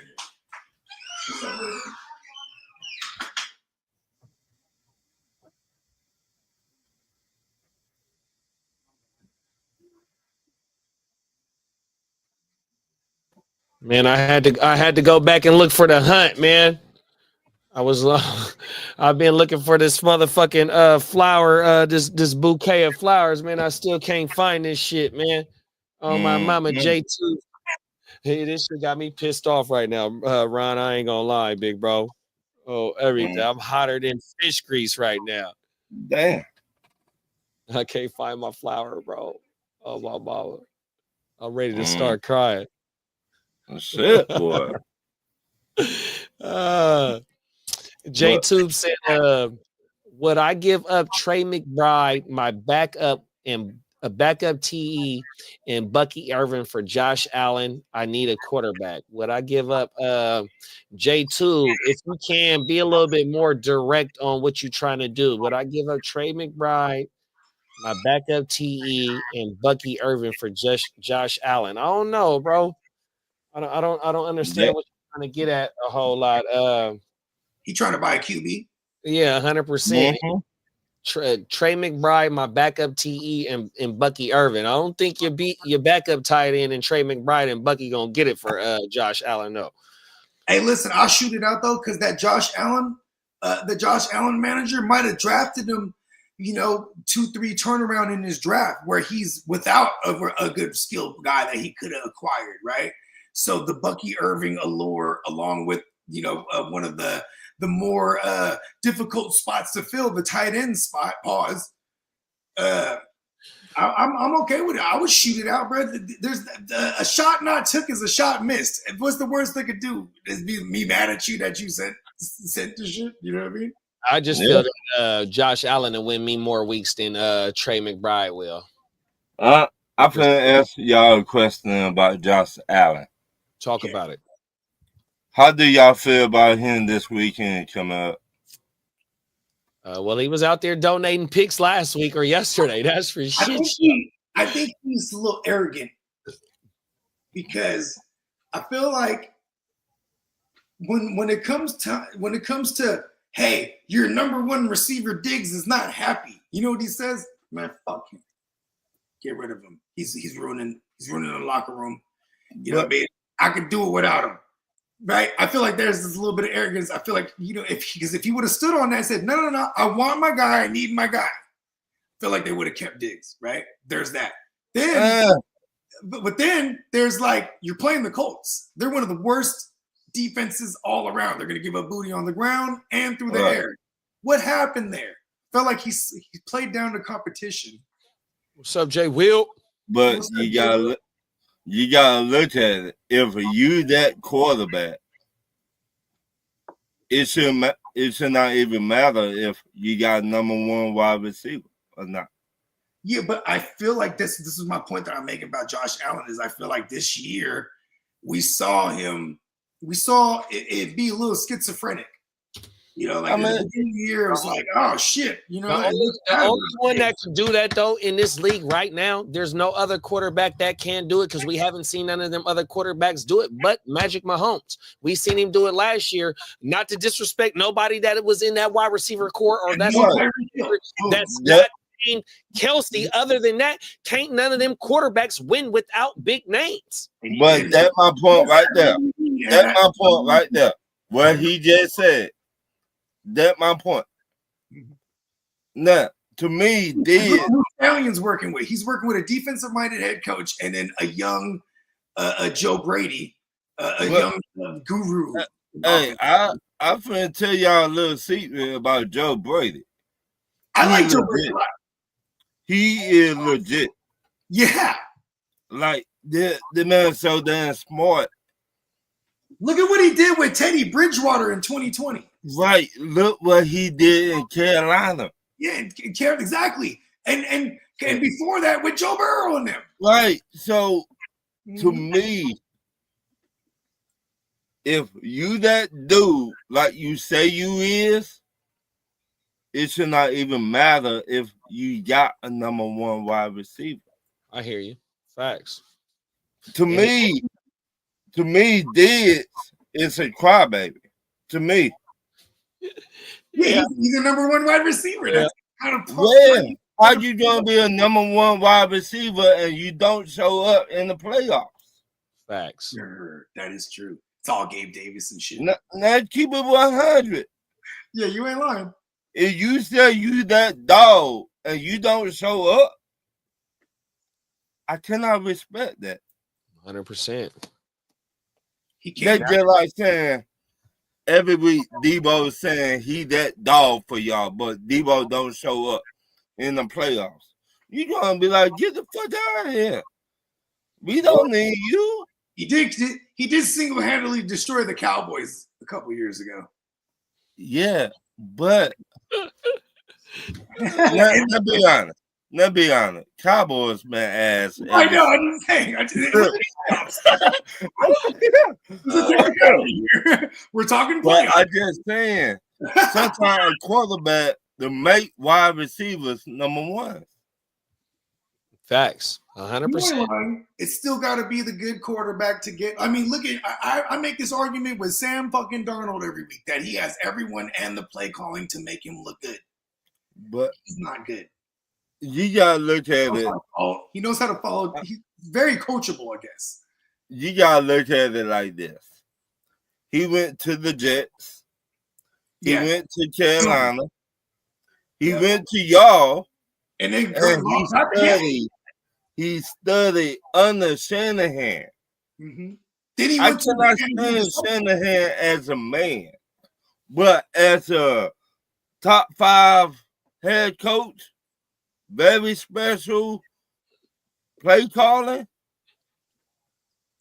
I don't blame you for having quarrels against Shanahan because of this. No, so what he's saying is, I think if I'm not mistaken, Ron, you saying that Sam Darnold, he didn't kind of elevated since he didn't been with San Francisco, and now that he got with KOC, bingo, he's a little bit competent now. Yeah, he like, oh, I got this shit now. Yeah, and when you get with KOC, he's a product of Sean McVay, who's definitely a product of Shanahan. So. And in this day and age, most of the, even going down to Atlanta, you got Zach Robinson. A lot of the thumbprint as far as offensive schemes are definitely from the Shanahan or the tree at these days. Even LaFleur or even Zach Taylor. Right.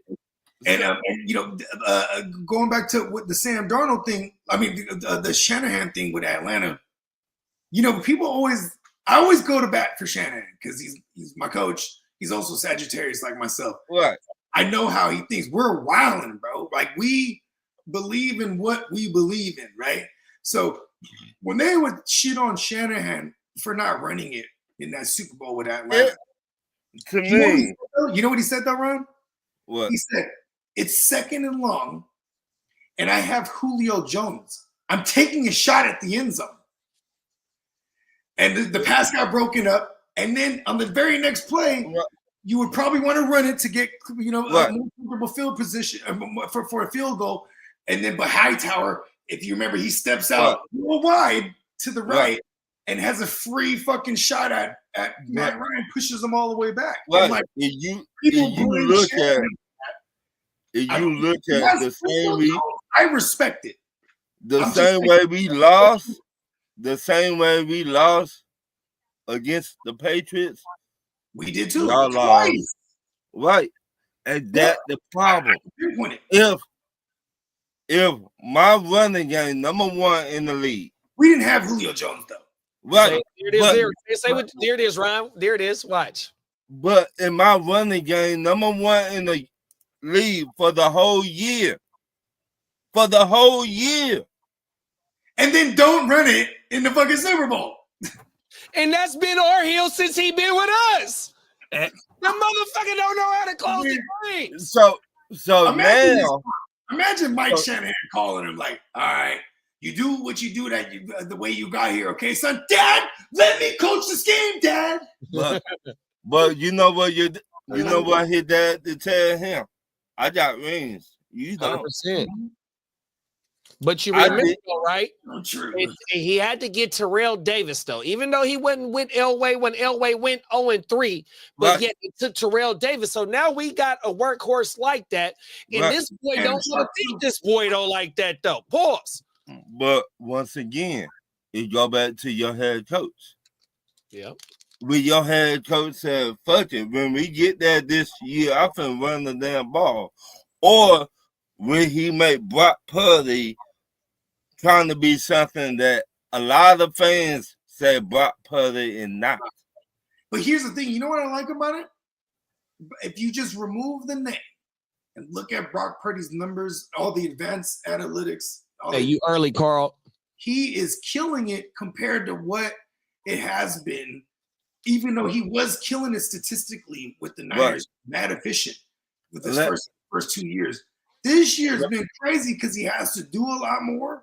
Right. And so I am thoroughly impressed, but I also possess the ability to take the fan hat off because at the end of the day, too, I do know that Shanahan is arrogant. I mean, what did I go to when you asked me about Josh Allen? I went to his arrogance. Right. Because Shanahan is very arrogant. There's a thin line between his arrogance and genius. You know what I mean? Like, he was the guy who was like, I'll do it with Brian Hoyer, bro. But you got to look at it. You know what I mean? Like, we could have drafted somebody that year.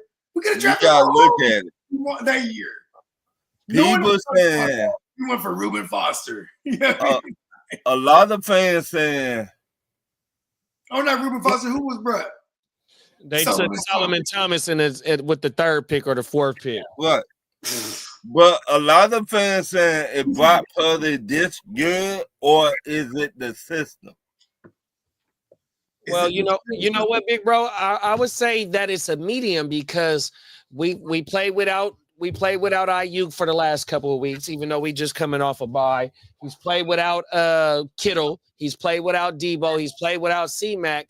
And Jawan Jennings had stepped up and was like a top 5 wide receiver for the first 4-5 weeks of the season. So George Kittle was able to produce at the tight end 100%. So, and the thing is with this year, like how Bogue said, is with last year, the difference is that when everybody was healthy, he didn't have to do too much with because the plays in the scheme that Shanahan runs, it allows the run after the catch, even though he had a 9.2 yards per attempt, which led the league, but also that is skewed because of the motherfucking yak. See, this year, like how he said, we don't got them playmakers. So bruh, he's slinging that bitch. So I think the bruh is a capable quarterback, 100%.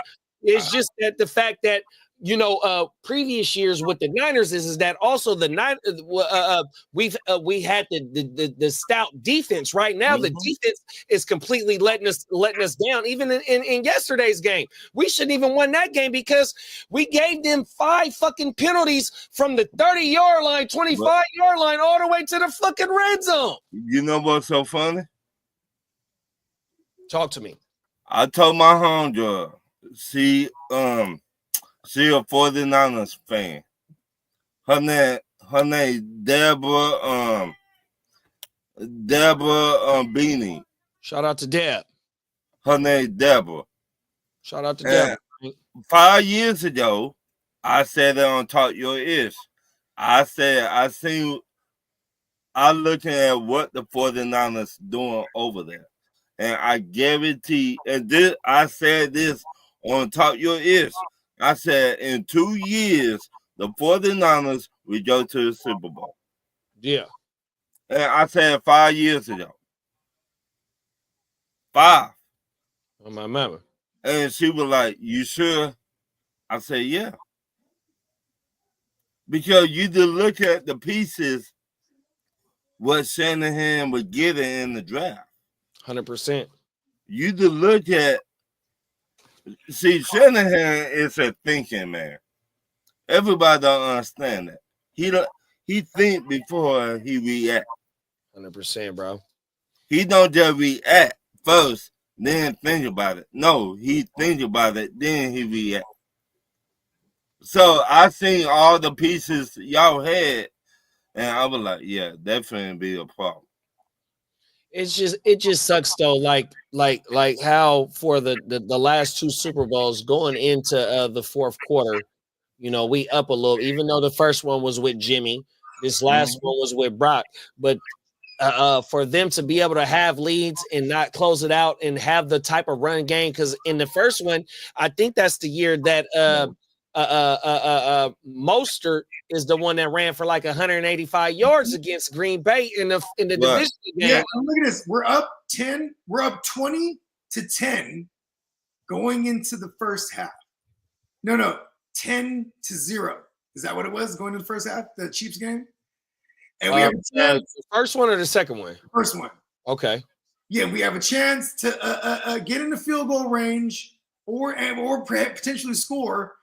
He chooses to run the ball instead of taking shots to the end zone. He chooses to run the ball and then try to get into a better field goal position. And then one of them plays goes bad. Jimmy takes a sack, pushes us out. So then we just fucking kneel it down and go into the half. Stupid. Because at that point, we didn't score.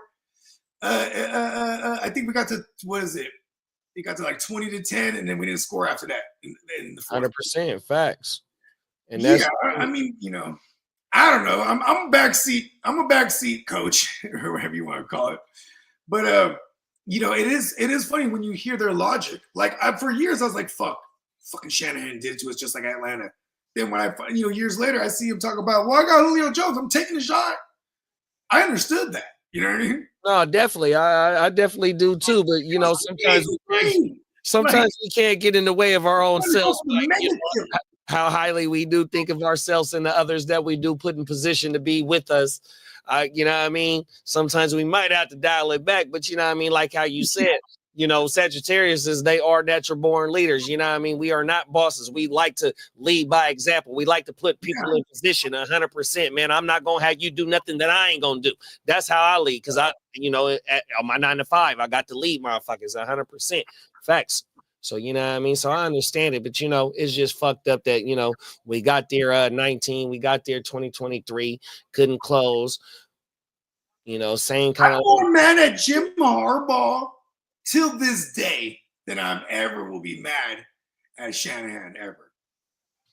And what the Ravens Super Bowl? Yeah, because he didn't run it with Frank Gore or Cap. He didn't run it with Frank Gore or Cap. He put it in Cap's hands. Exactly. And we don't find out till years later when Cap is like, now he's black, you know what I mean?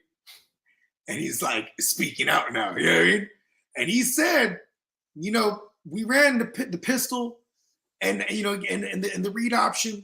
He said, if we showed that look down in the red zone, it didn't mean nothing because that play that I'm going to run was called by Jim Harbaugh. Jim Harbaugh did not trust him at all when they're down there in the red zone. Yeah. I'm going to play, you going to run it.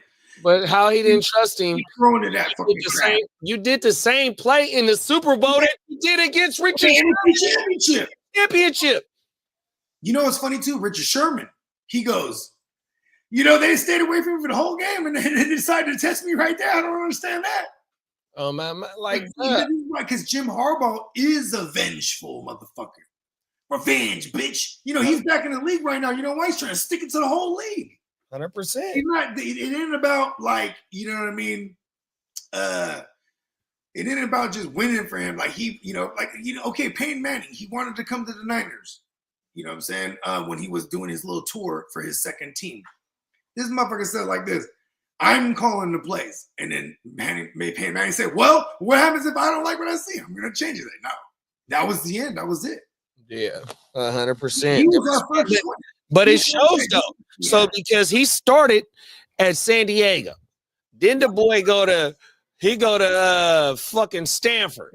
Then the boy come across the bay. Oh, he was he got to play at Candlestick when he was there. So yeah, he come across the bay. Boom. He was underneath. He was with Chucky in there for a second. There. Jim Harbaugh. He was part of it. But everywhere that motherfucker went, he's a fucking winner. He turns around shit, though. We was nothing until that motherfucker came in. Singletary is the one that a little bit started the culture in the transition. I'm finna put y'all on some game right now. Talk about it. That head coach is the truth. Who? Jim. Harbaugh. Okay. Harbaugh. Yeah, I'm not gonna argue it. I'm still mad at him though. You know what I mean? What he did. I just look at college. Then I will get to y'all. Okay. And what he did at Michigan. Facts. You turn around a team like that in 2 years.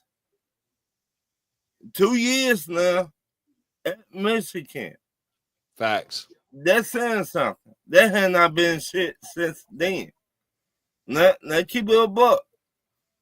Man, he left. They said at this moment, we knew we fucked up. You know you done fucked up. Right. You know you fucked up. You let the Golden Goose leave and go to the Chargers. But I think since he won the championship, big bro, I think he might have been wanted to go anyway, come back into the league. I mean, yes and no. What I mean by that, he got unfinished business. He want that Super Bowl ring.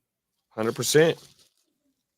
Now, what he doing for the Chargers, will he get there? I don't know. I never believe in the Chargers. I like this they players, but I never believe in the team. I think they fans don't even believe in the team, big bro. Right. So it's like if you just here to just get paid, or are you really doing some damage? Yeah.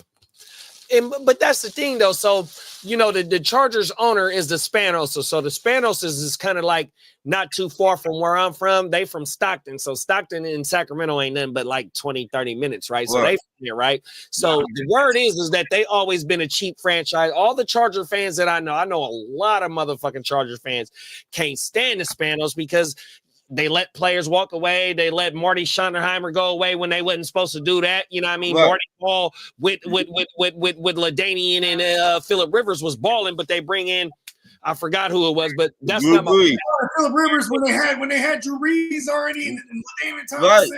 100%. So the point is though, is that the Spanos, they get in their own way just like how Uncle Jerry do. But now you relinquish your thoughts and your beliefs, and you bring in the highest paid coach that you done ever brought in, and his track record in Jim Harbaugh, Charger fans should have a lot of hope on top of what they done put on film already, bro. 100%. It ain't even got a lot of pieces. But I'm finna tell you this. I bet you Jim Harbaugh told them, and y'all want me to come to y'all team, I got to do it my way.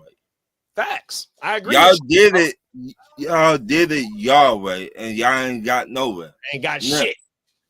Right. Let me do it my way. My way, I take a team to the Super Bowl. Then I build up a team. I get all the pieces. We go to the Super Bowl. One thing I like about Jim Harbaugh. He'll make motherfuckers go out there and die for him. Right. When it was the NFC championship, bro, when we lost to the Giants and they went on to beat the Patriots. Yeah, the 16-17 game. Shout out to Kyle Williams. You fucking fucking punt, motherfucker. Here's the thing. In that game, this is what the players said after the fact, right? You know, like players that have been retired, just like years later. They said, you know, when we were in the prep for the game, you know, he was so rah-rah. He was like, when you get the ball, you run like hell. Right? You know what I mean? I don't give a fuck if it's raining. You know what I mean? Like, he was just like, you know, he was more bent on like legacy and like, this is makes you immortal and this, right? Then here's Tom Coughlin. He's like, it's gonna be raining out there, y'all. When y'all get the ball, get the fuck down. Secure the ball. You know what I mean?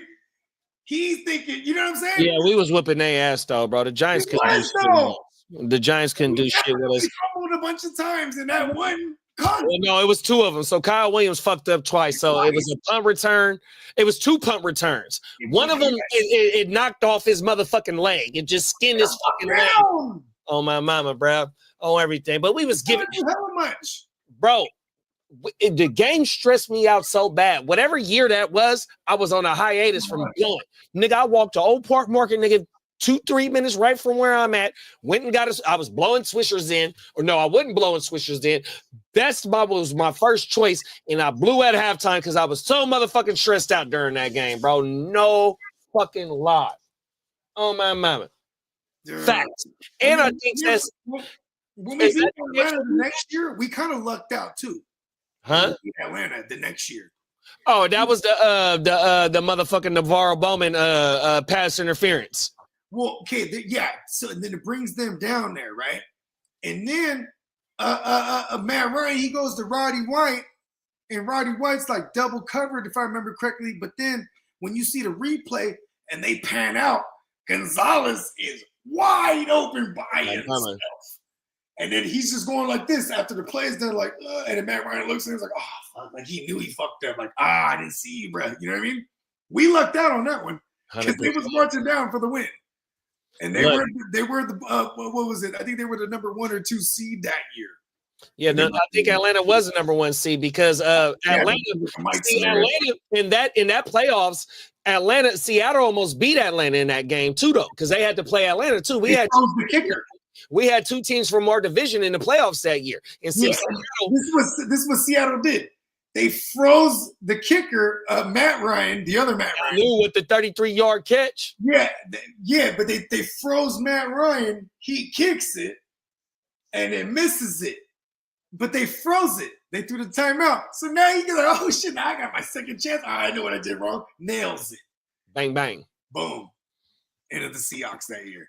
Oh my mama! I hated them. And the Seahawks was just a year early because after that I think that's when they beat when they beat Peyton in not Peyton. Did you say Peyton or did you say Peyton? That motherfucker is a fool. Shout out to Peyton Manning. That motherfucker is retarded, bro. He is the funniest. I love him. Yeah, he's him and his brother though. They funnier than a motherfucker. I ain't gonna lie, bro. I saw Peyton Manning at the Mohican Sun one time, just walking through. He had hella chips in his hand, just looking around. Walking by himself too. There's hella people following him. They're like taking pictures and shit. Hey, he was on this gambling shit, huh? That motherfucker looked like he drink top of the line beer, and that motherfucker like to sit at. He's like me. He drinks Peace Water. He drinks Bud Light. He drink Bud Light. Yeah, that's his thing. He's a cold Bud Light. He's a cold motherfucker. Oh, everything. Not Peyton, but Peyton. Oh my mama. The Bayou's finest, boy. Oh my mama.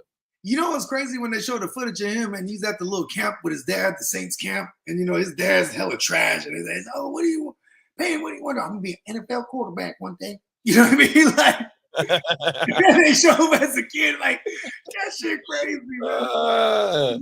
Did that. I'm gonna be an NFL quarterback one day.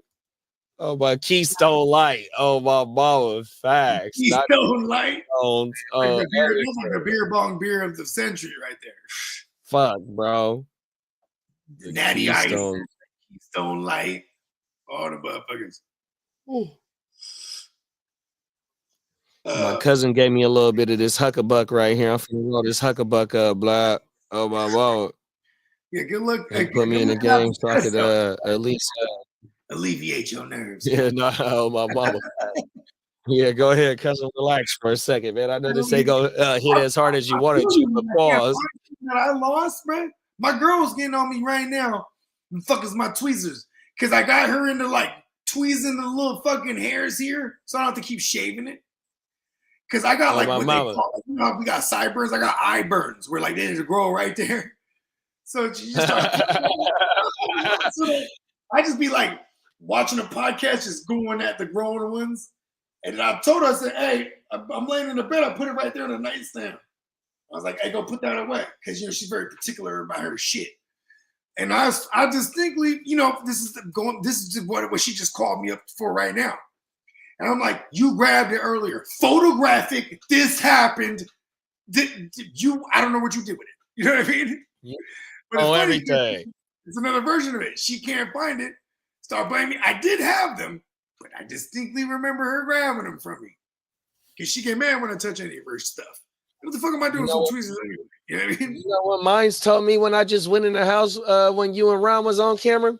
Mine's gonna tell me, well, you know, I've been looking for woo woo. But she said, well, the last time you did this, it was in the studio.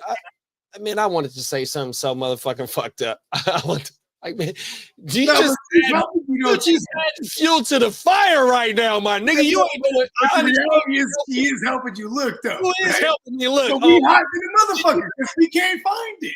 You know what the fuck? Oh, 100%. That shit had me hot. Let me just get my ass back. I'm just saying, Let me say this. I've been with my wife for 15 years. Shout out to Mrs. Ryan. that's awesome. Shout out to Mrs. Ryan. But I've been there, dog. I've been there. But sometimes I'll be like, you know what? Let me go in my space. 100%. Let me go in my space. This is my space. I said, hold on. I'm in my space. Like, my wife got her own space. I got my own Where's space. Bones? Where's Bones at? Get over here, Bones. You see what I'm saying? Sometimes you need to go. Don't even say nothing. That's what I did, big bro. Facts. I believe sometimes females just want to say shit just to see how you react. Facts. 100%. Yeah, like some mad scientists. Push your button. Yeah. They They'll doing be like, shit. they be like, in the morning, Like when I they had first wake up, they be like, let me see how he react to that. How? It's facts. Let me see how he, if I say this, what he will look, will he pay attention or will he be like, fuck it? Hey, I might go, listen, I might walk into the house and nobody has nothing to do with this shit at all. But I'd be like, damn, fuck. She said, what happened? Damn, nothing, just fucking stupid Matthew Stafford. Fucking. And then, you know, something else will be going on. The kids is like, you know, they fight or something. I'm refereeing and shit. Hey, everyone, go to their room. You know, I'm flashing. She's like, hey, don't be mad because Matthew Stafford fucked you up. See? And she got what she wanted. Look, she got what she wanted. She got what she wanted from you, your reaction. If you did not pay attention to what she said, she would have been like, oh, shit. You know, you ain't lying. Silence is the best way to kill. Silence.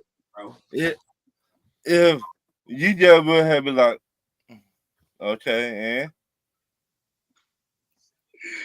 you know what? She might have been or she might, I ain't gonna lie to her because she knows that the fantasy shit we're invested in this mother. Right. But when I say sometimes I got a lot of female cousins. A lot of them. Older and younger than me. I'm the only son. I got all sisters. And you understand that? Yep. And if you watch how they treat their old man, you be like, so this what a female do? You ain't lying. Sometimes you just gotta pay attention to how a female that's real close to you, how they treat their old man. Was raining. You know, at the end of the day, though, too, it's like That's thing come in today. I'm always gonna give my lady props because at the end of the day, she still gotta deal with my shit. Oh, right. I give my wife props too. I give my wife props all the damn time. 100%. I would tell anybody, my wife is my best friend. That's man, talk about it. That's dope. It's facts. Yeah. My wife is my best friend. I met my wife 15 years ago. Man, I did not have nothing. Nothing. That's a blessing, bro. Yeah, bro. So from what? Yeah, I don't think I'll be anything without my right. I would not be here without my better half. My wife is my better half. Yeah, I don't. You know, like some people they'll play that game and think of the what ifs and stuff like that. I don't do that. I don't do like what would have been. I already know. Yeah, 100%. What the fuck is that gonna do? Yeah, right. I'm glad I'm in this multiverse. I'm in this version. You know what I mean? I Facts. met my wife. I was living at my brother's house. I was working at McDonald's. Had 2 pair of pants, 2 t-shirts, and 2 pair of shoes. Where you from originally, big bro? I'm from ATL. Okay. What part of Atlanta? Decatur, Georgia. Zone 3. He from zone 3. Okay. Go. That's what's up, I man. met my wife when I did not have nothing. What is zone 3? That's the east side? No, zone 6 is the east side. What I side? gotta talk to you about that off the air. Off the air. Oh my mama. But I met my wife when I was at my lowest. And I used to ask God all the time, send me the right one for me. 100%. I used to talk to chicks like they were nothing. Bitch, you a hoe. Why would I want? I didn't mean to laugh, but just because I have evolved as a man as well. I remember. Right, I'm involved now. But at that, before I met my wife, I went through females that like they were nothing. And I used to pray to God all the time, be like, send me the right one. When my wife came to my job at McDonald's, it like everything just went black around me and my wife, and a light was pointed at my wife. I put this on the Bible. Wow. Man, this is beautiful right here, bro. No, bro. Facts. And ever since, me and my wife been together for 15 years. Man, That's big, bro. Oh, blah. You know what I mean? And I was a hoe back then. Dead serious. The first step is admitting it. That's facts. I was a hoe. I'm not gonna lie to you. I was a motherfucking hoe. Knowing is half the battle. So it like when I met my wife, it was like a puzzle that came together. It was meant to be. 100%. That's how you know that prayer worked. Right. You was praying on it. So I was like, every night, every time I come back from a female house, I used to pray every night. Hey, God, send me the right one you want me to be with. Send me a sign you want me to be with this chick for the rest of my life. There it is there. You know what I mean? You got that sign. I call it breadcrumbs. Right. So he'll leave me some breadcrumbs to let me know that I'm on the right track. You know what I mean? So when shit get hard or when you get down on yourself, somehow, some way you'll get a little message, a little piece of a breadcrumb. Stay on your path. My wife, because I went through I was with somebody else before my wife. My first marriage. This my second one. And I had trust issues for a long time. With my wife, when I got with my second wife, my wife right now, my wife was like, you know what, I don't want to go out. Let's just stay in and watch a movie. Oh, wow. Let's just say that money. Let's say that money we were going to spend at the movie theater. Let's save it. And put it towards something else. Real shit. My wife, a homebody. My wife be like, you know what? Fuck this shit. I don't want to go nowhere. I'd rather stay at home and watch movies all day with my old man. Oh, my mama. And kick back. Ain't nothing out there. Right. My wife be like, shit, she did everything. And they're like me.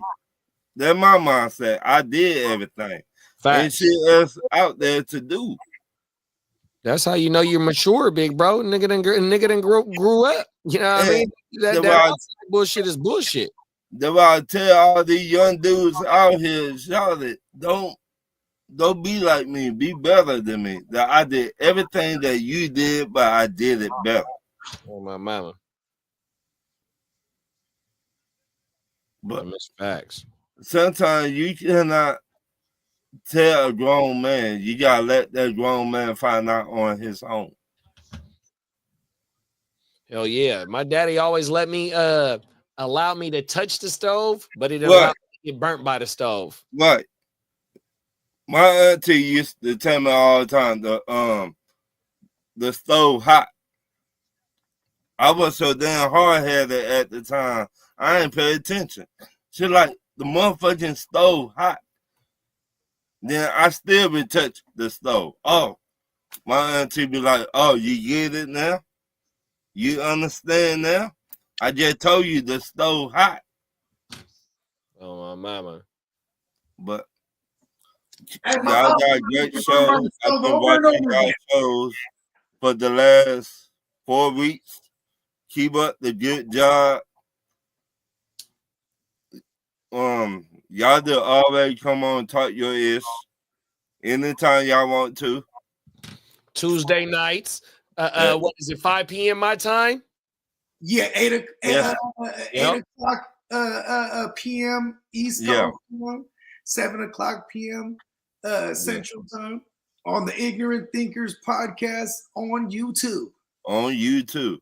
My mama, 100%, bro. Shout out to Dan. Shout out to Ron, 100%. My whole Stay Tuned Live fam, 100%, man, 100%. Y'all be killing it, man. Look, we all part of the same motherfucking community, man. We trying to push this rock up this motherfucking hill, the boulder up the hill, man, to the top, and set the precedence for everybody else that's coming up under us, 100%, bro.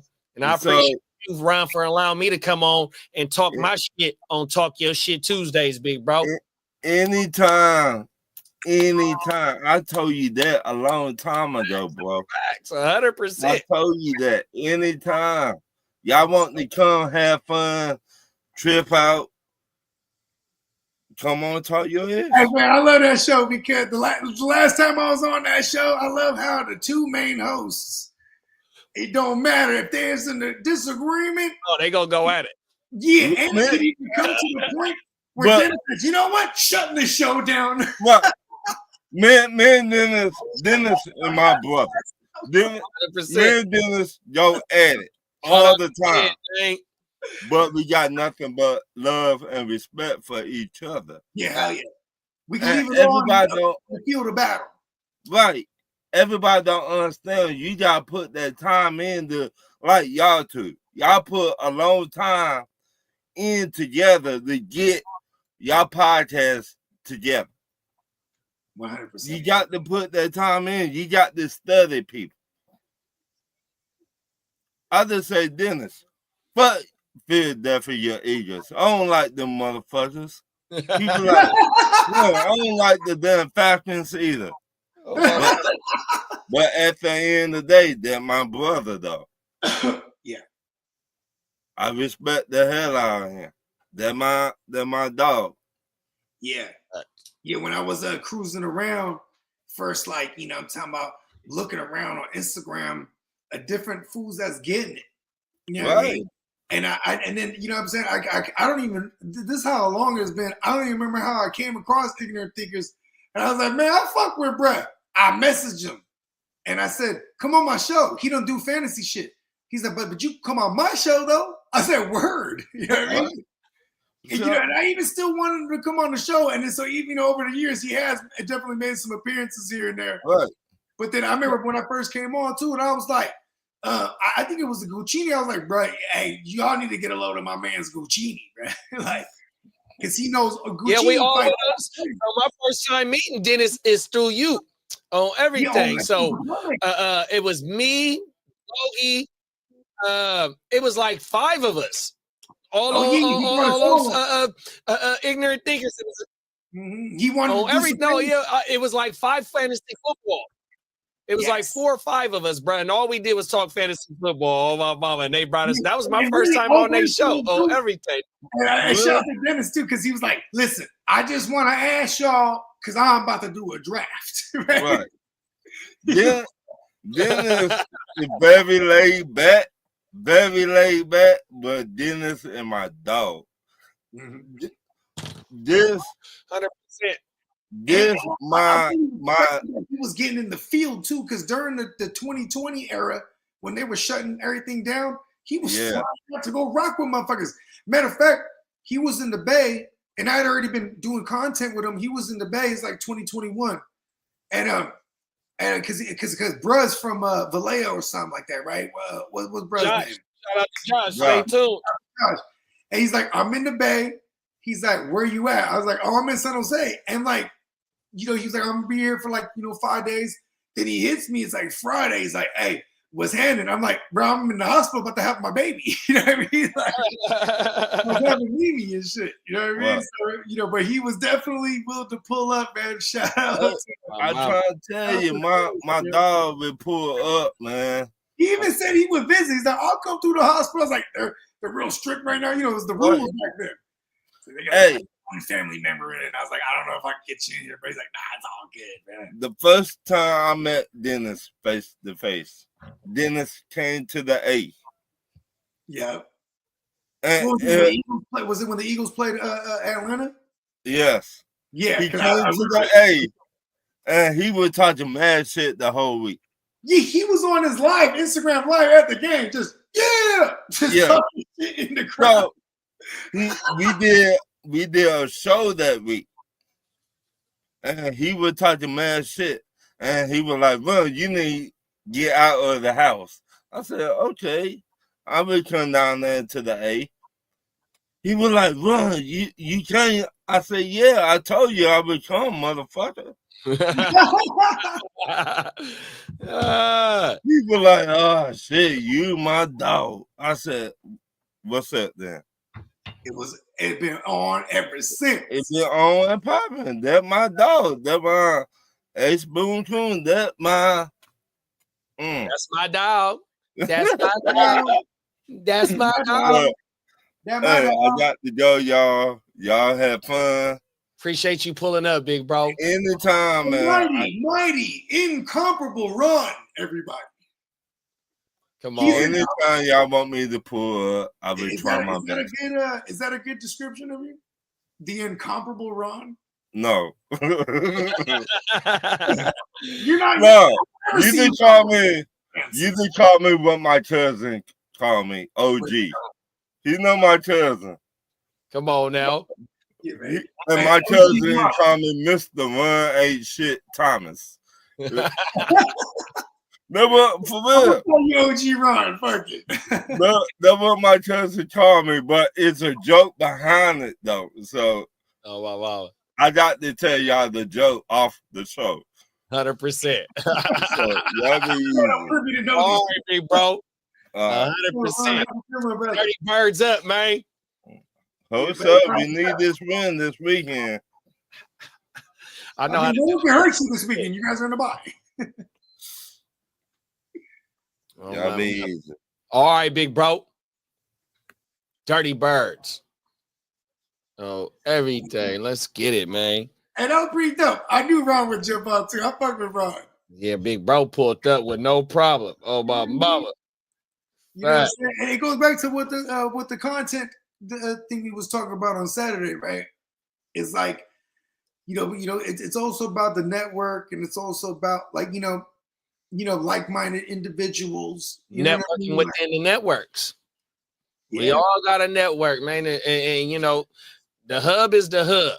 And we all got a network within our networks. 100%, man. It ain't what you know, it's who you know, man. 100%, man.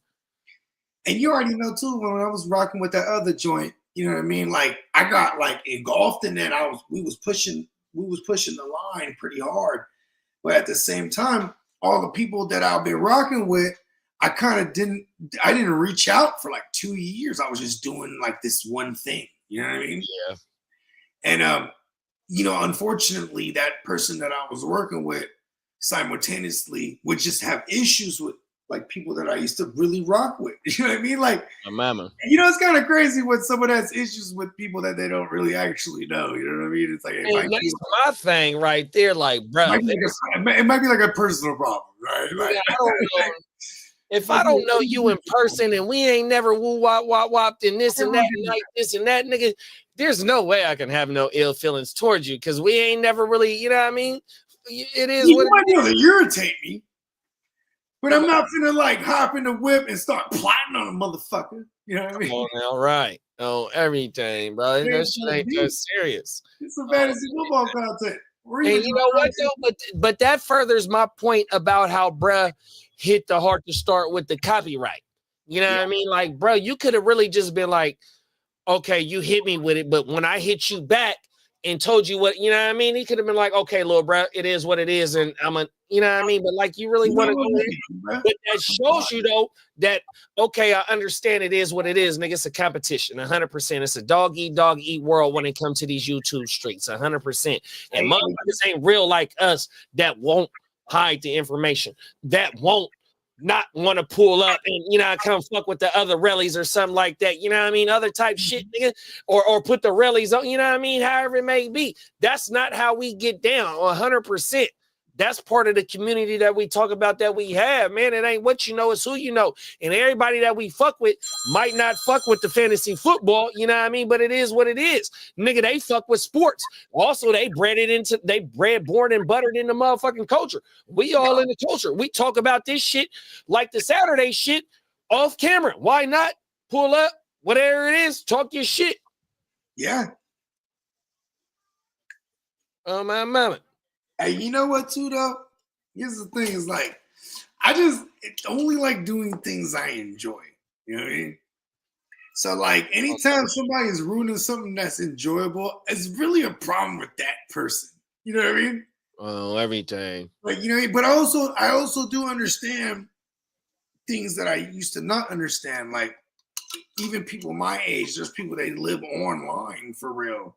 You know what I mean? Or people our generation, they live online because they might not have been like a factor in the physical realm for years. You feel me? Yeah. Some kind of traction and attention online, and then this is like what defines them. None of this shit defines us, bro. 100%. I just do this shit because this shit, I enjoy this shit. And then the perk would be is if the shit do get traction. You feel me? No, facts. Because regardless, we finna do this shit because we are in these leagues like a motherfucker. Like, we love war. What's up, Tonyo?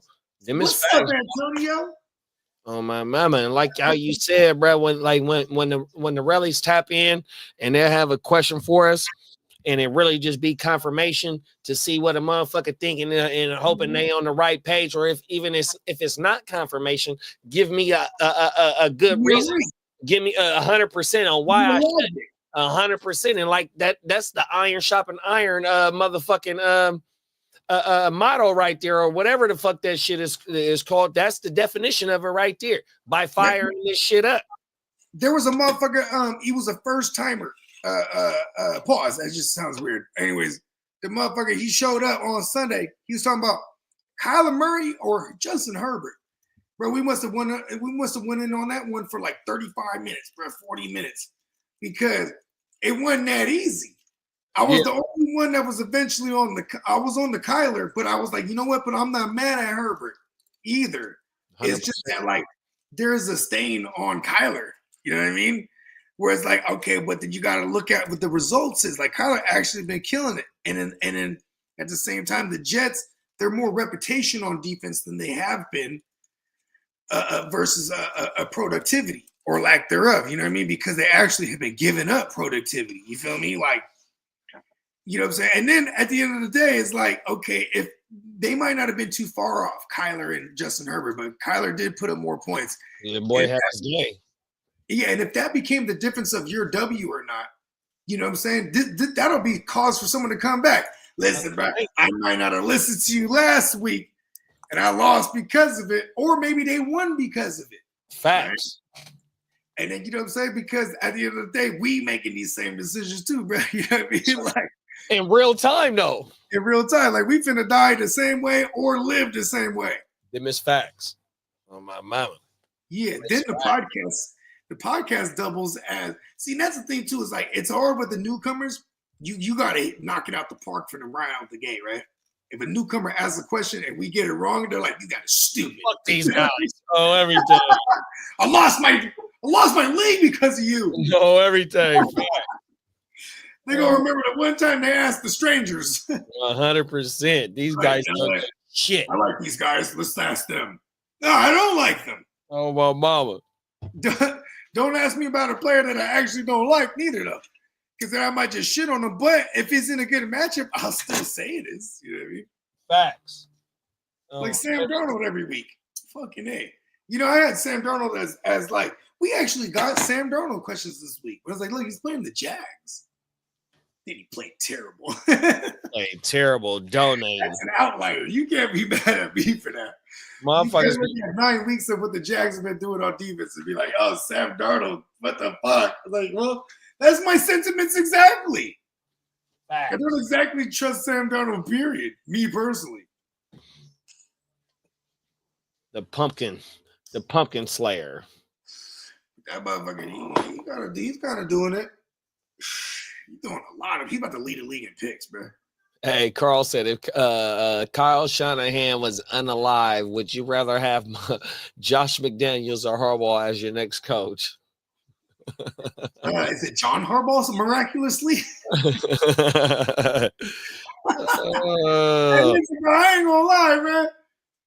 Jim Harbaugh, he ended up going to war with what's his face, bro? He's the GM of the Jags right now. Trent Baalke, fucking Baalke from Perfect Strangers. yeah, that's him. Fuck Trent. Yeah, he went to war with Trent Baalke. The owners chose him and got rid of Harbaugh. I mean, Harbaugh had all winning seasons, then gets into 2014. He goes 8-8 in the new stadium. We fire him. You know what I mean? A lot of internal turmoil. I at the time I didn't like how it went down. I'm still gonna be mad at Harbaugh forever, though, Brad. We don't never lose Super Bowls ever in history until we get Harbaugh, and then we've lost everyone since. Fuck him. Curse. You know what? You know when the Raiders lost that Super Bowl against the Buccaneers? Harbaugh was on that fucking staff. On the Buccaneers staff? Yeah, no. On the Raiders staff. He was like one of them assistants or something. Oh wow. Goddamn fucking I had documented this at one point. He was kind of a curse for a long time until he won with Michigan. Mike McDaniel? Oh, he said Mike McDaniel. Oh, Mike McDaniels? Yeah. You know what though? Here's my theory. Yeah, he said would you rather have Josh McDaniel? Yeah, I'd rather have the big dog. You know what? I'd rather have the big dog, which would be Shanahan. Hey, you just said McDaniels, bro. What you mean? How? Hey, you just said McDaniels. You know what I mean? He damn ain't going to. I would love to have Mike. No. Mike ain't going nowhere, big bro. 100%. And then what was the other choice? Hold on. Yeah, give me Bill Belichick. Fuck it. And Harbaugh. Okay, so you just said McDaniels and Harbaugh. So first of all, we didn't get or if it was Jim or John, or if it was Josh or Mike. And Mike ain't going into how much I hate. Hardly available right now. Oh, everything. You trying to get me right now, big bro? No, you better be more clear. How you? I don't want no Steve Belichick. I don't want none of the strange sons. Give me Bill Belichick. Otherwise, I'll die with Shanahan. Fuck it. Oh, fuck. Carl trying to get me tied up right now. He said, not Josh. Oh, everything. Fuck it. Josh McDaniels was the other guy in question. For who? It was him and or Shanahan. It was they were the last two. They narrowed it down to it. And that motherfucker after his Denver stint, after his Denver stint where he traded fucking Brandon Marshall, Cutler, he let everybody go, bro, just for Tebow. 100%. Once he did that move, there's no way he should have got another second chance. And then he got another second chance and sold out the Colts because he wanted to stay because he thought he was finna get the New England job. Oh, you talking? Who we talking about here? Josh McDaniels. Oh, yeah. And you know what, too? They gave him that job in Indy, and he shafted them. Facts. That's on top of what he did in Denver. So from him doing that in Denver, going back to New England, being up in the running for the Indy job, now him going to Las Vegas, did a shit show there. Like, bro, your track record is terrible. It started off when you didn't traded your whole team away in Denver. 100%. You got you want to get Tebow, huh? Come on now. Who do they have? Randy Orton? Oh, no, that's the wrestler. Kyle Orton. Kyle Orton, yeah. Yeah, and I remember. Hold on, was Kyle Orton? Did he end up becoming Clipboard Jesus? Who was that? There was somebody that used to call him Clipboard Jesus. Anyways, with Kyle Orton, I remember they were just every game for the first couple weeks. It was just T-Boat, everybody, bro. And then he took him to the playoffs now. You know what I mean? No, he sure did. He beat the Steelers. Tebow beat the Steelers in overtime, and I think it was Darius Hayward Bay that took the overtime team. Thompson, Demarius Thomas. Oh, it was Demarius that took the TD?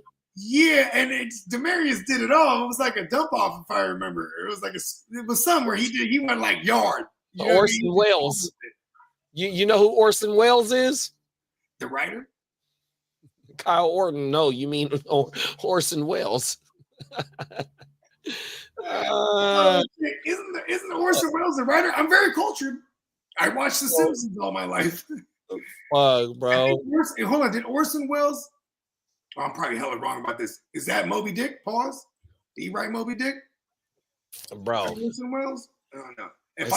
I can't even believe I knew that. I ain't gonna lie. Demarius Thomas. Yeah, facts. Yeah, what's the piece to Day? Facts. Big Baby, or whatever they used to call him. Baby. That's what it was, Baby. Yeah. My mama. Yeah, man, shout out to him, bro. You know what's fucked up? He got in a car accident. He got all fucked up. Is that right? Yeah, I can't remember how bad the accident was, but he got all fucked up. Like had to rehabilitate all the shit, and then he's on opioids, and yeah, it was bad, bro. Wow. They found him, like, you know what I mean? Like, I think he might have died like a couple years after that bad accident.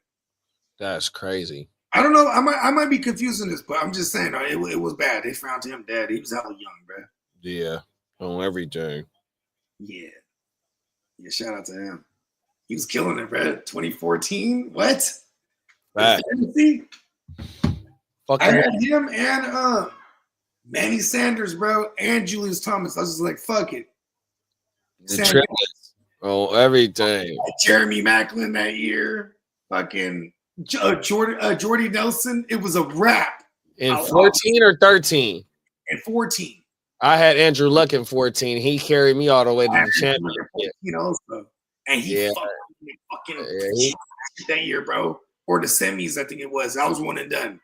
Yeah, I didn't lose any championship that year. I got to the ship with him, but I had to start, I started Eli that year because the guy had Odell. So the guy that ended up beating me in the championship had Odell that year. And so I started Eli trying to hope to counteract that shit, but he ended up whooping me probably by 75 points. 2014. Here was my thing. I think like when people used to ask, like, hey, my bro got such and such, should I start his QB against him? I'm never really, only if it's a good matchup.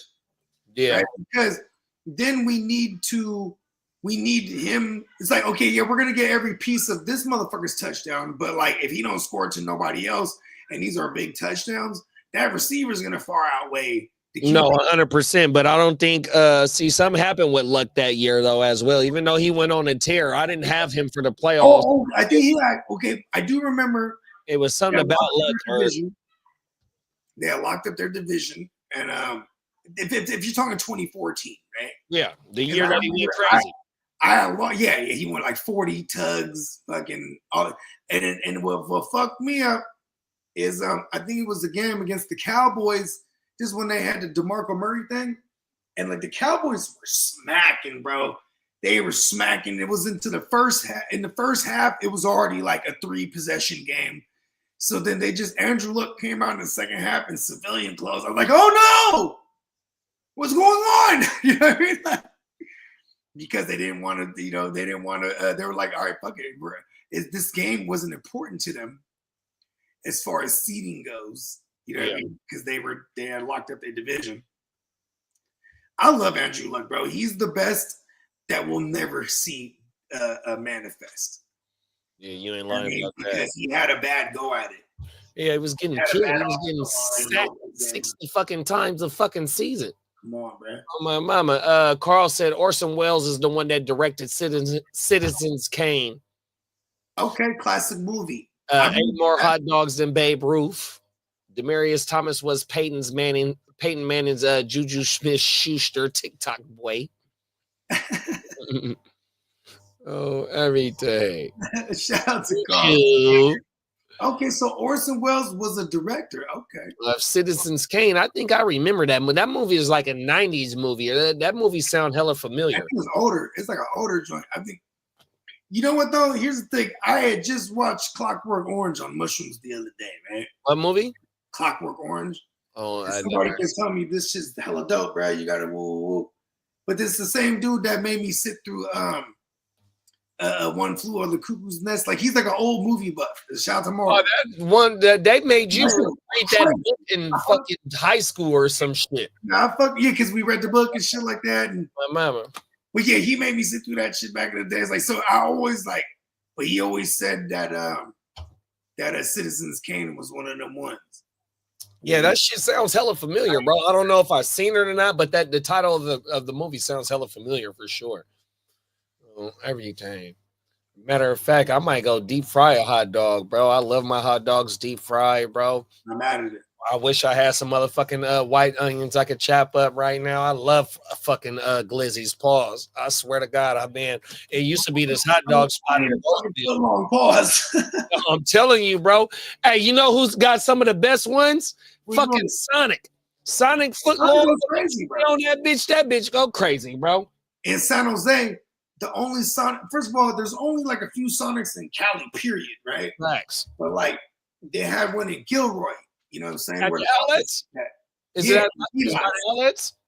Yep. So like it's like Morgan Hill, I guess. So it's like, anyways, it's like 30 minutes, 45 minutes out, 40-ish, right? So we would just go there, and I remember the first time I ever went there, I was like, oh wait, we can't even sit down on this motherfucker. Like I didn't even know this. You got to eat in your car. You know what I mean? And then, we placed the order and whatnot, and I was just like, shit. Then I got mad. I'm like, I need to order everything. Because, I got like a bacon. I went pussy with it. I was like, you know what? Give me a bacon cheeseburger. You can't fuck that up. For the 90s. But then, right, that shit was smacking. I was like, damn, I got to get everything there just to see. You know what I mean? So I can have a preference. You know what I mean? Like, you got to fuck with everything. See, like, how about this? Like, today, like, when she was like, oh, my mother was like, oh, we eat at Buffalo Wild Wings. I'm like, man, fuck Buffalo. Like, it's good and everything, but I'm like, it's it's not like I gotta, you know what I mean? Like, have you ever ate at Fire Wings yet, big bro? I haven't ate at Fire Wings. Fire Wings is fire. So it's one not too far. So it's one not too far from you. It's kind of like a wing stop, but way better. Way better than Wingstop, bro, on everything. So it's I'm okay with Wingstop, but you gotta like direct them to. You gotta be like, listen, I want all shit fried hard. I want my fries well done. Yeah, for real, because I don't want those soggy, starchy, pale, fucking flimsy fries. I don't want no fucking half-cooked wings. Like you got to I'm like really hey, Fire Wings is probably like the best wing spot in Sacramento, big bro. And they've been branching out a little bit, so it's multiple. Yeah, San Jose for a while. Is that right? Yeah, but it didn't last long. And it was right by an In-N-Out Burger. Oh wow. Right there on the east side, right there off the telly. Oh, okay. Yeah, there's the In-N-Out Burger right there, and then there was like a Fire Wings in there, but they had closed it down at one point because it was like you had Togo's and Panda Express and In-N-Out Burger, then the Safeway. It was like all in this one little plaza, and then you know what I'm saying. I always see Fire Wings and never think about trying it, and then I'm pretty sure everyone else did too because they ended up closing it down at one point. Yeah, that shit goes so crazy, big bro. I'm telling you, that shit is killing wings, killing Wingstop. Big bro Derek said he finna lay it down tonight, man. Derek, man, have a good one, bro. Happy Veterans Day, brother. 100%, man. The grind don't stop. 100%. The grit don't quit. 100%, man. We got to be up early to go ahead and knock this shit down, man. We got to get our beauty rest 100% because beauty rest, aka just sleeping in general, is a key, bro. Just like fucking water, 100%, man. I'm a big advocate about getting your motherfucking rest, 100%. We gonna see you tomorrow, big bro. Happy fucking Veterans Day, man. Appreciate you, big bro. RNS like a motherfucker. Yeah, babe. What he said. And you know what's crazy too is like when it comes to the the necessities like water and sleep, I'll never lack on water. But sleep, that's the cheat code right there. If you are on the gridiron, bruh, Yeah. sleep is the first thing I'm sacrificing. 100%. You feel me? Them is facts. First thing I'm sacrificing, bro. Oh my mama. Hey, I could do it in my 20s. I wish I could sleep more. So I'm a sucker for sure. In my 20s and my teens, I could do it. You know what I mean? Because you know the extra activities on how I used to relax and whatnot. Sometimes it'll knock me down for a minute, but you know I've been on this purpose. No, 100%. That used to have me asleep. Hey, and my work schedule has been the same since I was 18 years old. I'll be Derek Coleman this year. Shout out to the New Jersey Nets when they played in New Jersey, not in Brooklyn, and they had Derek Coleman and Kenny Anderson. I don't know if you niggas know about that. Shout out to I can't think of my other boy. He was a Eastern European that played on the Nets too. He had a federal jersey too. But yeah, I'll be folk. Damn it. But like I said, bro, 100%, man. I need my beauty rest, man. I'm not going duck out. I don't knock you for that. You know what I like too is like because you are the early bird of the crew. Like you feel me? Like when you the early bird of the crew, bro. Like it's dope because I know if something's off. I wake up like 6 in the morning. Oh shit, JD ain't tapped in yet. Oh my mama. JD, you know what I mean? Bro. You know what I mean? Because normally you're like a 4:30 a.m. because your body clock is real. 100%, bro. Body clock real than a motherfucker. Oh, everything. So she woke up this morning. She was off. She woke up this morning. She's like, and I was already up because you know what I'm saying. My body. I also fell asleep like a motherfucker like at 11 last night. I'm usually up to like 2. You know what I mean? Sleep out at like 11, 7 in the morning. I already been going. She waking up. She's like, damn, I just woke up. You know, you go to work at 5:30 every day. You know what I mean? I'm surprised you slept in that long. It was hard. It was weird because when I didn't have no cream for my coffee this morning, so I come to the studio. I thought I had some cream in this motherfucker. It's about 6:30. I ain't got no cream, but the coffee already going. So when I go down to the market right here, Old Port Market, shout out to everybody know Old Port Market. It's a famous monument in my community. That's my family. I go down there. The owner of the store, he like, man, what's going on with your son? He called him by his first name. I'm like, oh, well, he's still asleep. He was like, well, we shooting this shit and whatnot while I'm getting my coffee. I mean, my cream, paying for it. He tell me a little joke. He like, man, you better not go down there and go wake him up because it's a day off for they ass. But it's hella weird because usually what I do is if I take son to school, he'll stop at the market and go get him a little snack. So he'll chop it up with the owner because the store is opening on everything. So it's just a little bit of a weird off day. Oh my mama. I love that though because man, like growing up, I had the corner store that we used to just fuck around all the time, bro. Play video games. Like, and you know, when we was old enough to buy, like, we're not even old enough. When we got into smoking cigarettes and smoking blunts and shit. This motherfucker was selling us shit. When I was a kid, I got my bike stolen there just because I was playing video games, and there was some motherfucker just ran off of my shit. The next day, motherfucker pulled up with it. He grabbed the bike, held it for me till the next time I pulled up. You know what I mean? You don't get that shit, you know what I'm saying, unless you just grew up in the community type shit. You know what I mean? % bro. You know what I mean? The mom and pop stores, we call it that for a reason because they treat you like mom and pops would. You know what I mean? Like, you know, and you want to support them because it's like supporting fam. You know what I mean? You didn't see them, you know, grind it out. And they didn't see your motherfucking ass. So they was there before. So I'm born. You know, Jerry Rice. I'm born in Jerry Rice era, 100%. Y'all know what the 80 jersey. So them motherfuckers been there before I was born, right? So, you know what I mean? Them motherfuckers see me, the motherfuckers that work at that store that's 10, 15 years older than me, that mean they see me 4, 5 years old walking to that bitch, coming down there to get hog mogs and barbecue, what we used to eat, cousin, barbecue pork. Barbecue pork, $2 worth of barbecue pork, $2 worth of hog mogs. Hog mogs is like chitlins, but you know we're not gonna do that right now. But it's chitlins, bro. Come on. 100%. So that's what the spot was right there. So when I go down there to go get my cream, and for the owner of the store to shoot the shit with me about my son, and here it is, I'm about to be Derek Coleman. You know what I mean? It's just crazy, bro. 100%. And then Carl said, if I open a diner and I made it a bogey burger, describe the bogey burger to me. All right, so the bogey burger, right? I've actually thought of this. So it would be a smash burger, right? Which is when you fry the onions over the onions and whatnot, and you kind of smash it with the paper, right?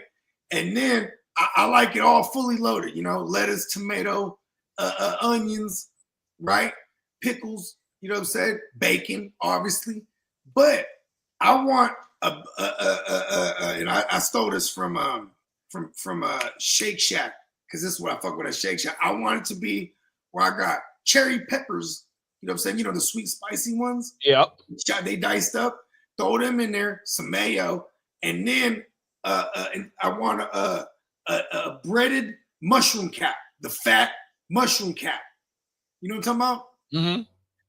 The big old giant portobello thing, the cap, and it's breaded and deep fried. And you throw that bitch in there like a fucking shrimp. I never had that. Yeah, I never had that. That sounds fire. Oh, right there. They got this spot. They got this little burger spot in West Sac, right off the freeway too, called Whitey's. Right, it's only open Monday through Friday. It's like one of the shout out to Whitey, bro. Facts. That shit is the most firiest shit. If it's a little mom and pop spot, and they've been open for like 60 years, 50 years, like right. Only open Monday through Friday, but nigga, they got the firiest, like cheapest burgers there is. They got deep fried zucchini. They got everything, bro. It's just a real life little burger shack, but that shit is like the cheapest shit ever, bro. You go over there and spend like $12, you gonna get fuller than a motherfucker, bro. That's what the fuck I'm talking about. We had this one joint called King Burger. It's off the telly, right? And like they would have the crinkle fries. They only had one style of burger though, right? But you could like customize it or whatnot. Did that motherfucker make diners, drives, and then dive-ins? I think he might have. I think I've seen that motherfucker before, big bro. It's a spot somewhere close to where you at that made diners, drive-ins, and dives. That's a fat ass landmark for burgers. Oh my mama. Yeah, and that motherfucker, like I slept on that bitch for a minute. It was one of the homies that from the hood. He was like, bro, let's go get some burgers. That's our word. You know what I mean? Well, I didn't even know they existed. You feel me? Like, here's my thing. I like diners for real, because I used to be on the road all the time back in the days. You know what I mean? Allegedly. You know what I mean? And you know what I'm saying? Like them diner spots is the shit, bro. Mel's used to be the shit. Oh. My dad loves Mel's on everything. Mel's was my dad's spot, but Mel's is like that type of little shit when you up into this motherfucker at all the malls and all that bullshit. You used to find the Mel's. Everything. Okay. Mel's Diner. I heard of that. I heard of Mel's Diner. Facts. Yeah. Carl said Croatian, not Eastern European. Croatian is from the former Yugoslavia. Hey, man, I rock with it, bro. Hey, shout out to my man, Jumbo the Icon, too. He's from Chicago. You know what I'm saying? He was definitely Eastern European. You know, that's definitely like big cities, New York, Chicago, San Francisco. You know what I'm saying? You're going to see the migration of them nationalities, bro. Jersey, you know what I mean? Like, yeah, but Eastern European, I don't fuck with them, bro. They don't. Actually, I do. I fuck with them, but don't fuck with them. Yeah, that's what I should have said. Hey, your arm would be over. Hey, your arm would be in New York. Your fucking head would be paws in fucking Maine. Your fucking leg would be in Miami. You'll have another leg in fucking Texas. Hey, man, look, bro, you're gonna be chopped up and sent to allegedly. Oh my mama. Hey, shout out to the Icon living. Come on now. Oh my mama. It's a I'm like infatuated with like mobster shit, you know what I mean? And I done went down all the rabbit holes. Italians, you know what I'm saying, Jewish, Irish, and then but the Russians, right? The Russian mob, the red fellas, they're a different type of beast, because you know, you might have like the Italian, like the 5 families, right? The Russians, they'll have like a very, very small group. And each and every single one of them is hitters, bro. Like, you're a lawyer, but you're also like, if no one's hiring nobody to make a hit, bro. They're gonna do it. They gonna put the work in themselves, huh? Yeah. You know what I mean? Because you know what I'm saying, they didn't fuck with the. I mean, there is there is some red fella factions that have like the traditional chain of command and stuff like that. You know what I mean? The little tier based monarchies and whatnot. But the real Russian mob, bro, they don't have no. It's all soldiers and all bosses. And soldiers do the grimy work. The bosses, bro, they do everything, bro. And they're all high powered. Doctors, lawyers, politicians. You know what I mean? They're all involved. Business owners. Fucking. They're all they're in some shit. You know what I mean? Because you have to have something to lose. You know what I mean? When you got soldiers and shit, these motherfuckers is trying to get it. So they move like they got none to lose. You know what I mean? How do you trust that? You know what I mean? You can't. Everything. It's cutthroat. 100%. Their whole monarchy. You know what I'm saying? There's some do-it-alls. You know what I mean? Come on now. You run all the gambling shit too. You go to Vegas with motherfuckers, bro. Fuck, bro. Oh my mama, I might have to burn some more of that that huckabuck. Fuck, man. I ain't even like this room got me right back. On my mouth. And you come back, I'm gonna go deep in Cuzzo's stash.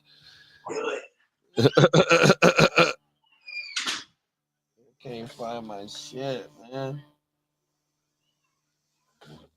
Fuck, bro. The Rams came in Squeezeburger in DDD. What you? Oh, we got a squeeze. No, our shit is a squeeze in burger. Oh yeah, facts. Oh shit, you are okay. My bad, Carl. Yeah, that's in Sacramento on my mama. Facts. They was on Diners, Drives, whatever the fuck that shit is. I can never pronounce that shit. But yeah, squeeze in with all the fucking cheese on top of the burger. Oh my mama. Facts. So they was at the original spot on Diners, Drive-Ins, and Dives in the little itty bitty spot. That motherfucker, you can only sit like 7 people in the restaurant, bro. No lie, 5 people, 100%. So the original one is on Fruit Ridge before Power Inn. But when you get to Fruit Ridge and Power Inn, they new spot is like right across the street from the old spot. But yeah, though, I know exactly what you're talking about, Carl. Squeeze in, fired in a motherfucker. Oh, where's that at? Well, now he's saying 10, 50, 50, 10, 5, 50 Twin Cities Road. So no, so the squeeze in that's in Sacramento, it used to be on Fruit Ridge, but now they on Power Inn. But like I said, it's right across the street from the old spot. On everything. Squeeze. Oh, so Squeeze Burger. Excuse me. Our shit called the Squeeze In. My bad, bro. Okay. On everything. Yeah, if I had Twin Cities is out here too, though. I want to say Twin Cities is out here. On everything. I want to say it. I'm not sure, unless that's some Minnesota. Also, the Twin Cities is Minnesota too. On everything. But I think we got a Twin Cities Road out here, though. Yeah, bro, that motherfucking it trips me out though that we got everything out. Like, I'm living in the super duper suburbs over here. And it trips me out because I got everything, bro. Yeah, you ain't lying. Facts. Every food thing. And it's only gonna get bigger out there. Pause. I'm about to run from there. That Costco right there only been there for like about 3 years, maybe 4 years. I made the phone call. Oh my mother. I remember when I first met y'all too. I was like, I'm about to move out that way. And you're like, yeah, where at? I was like, Elk Grove. Like, oh, okay. Facts. Oh, everything. That's right. Mama was migrating out this way. You know what I'm talking about? Last year, my son was going to Fortune. So Fortune right there, that school right there, that's on the corner right there. So my son was going there last year. So it's like an alternative school. It's called a charter school. So okay, they fly shit, bro. Oh, everything. So my son was pass by that joint, and the kids is out there with fucking lab coats on, like they're outside, lab coats, goggles and shit. I'm like, oh, they're doing dope ass shit over there. On everything. In fact, We would teach them some different shit. We would drive all the way from where I stay to come right there to drop him off and have to pick him up on everything. That's a 20-minute ride, especially during traffic. Like one of the highest rated schools out this way. I mean, that was part of the allure of moving out here. You know what I'm saying? Alleged D-boy trying to do something better. 100%. Squeezeburger is squeezed in. On my mama, them is facts. You know what I mean? Yeah, it's kind of crazy because they won't appreciate it to let it run. You know what I mean? No, 100%. Yeah.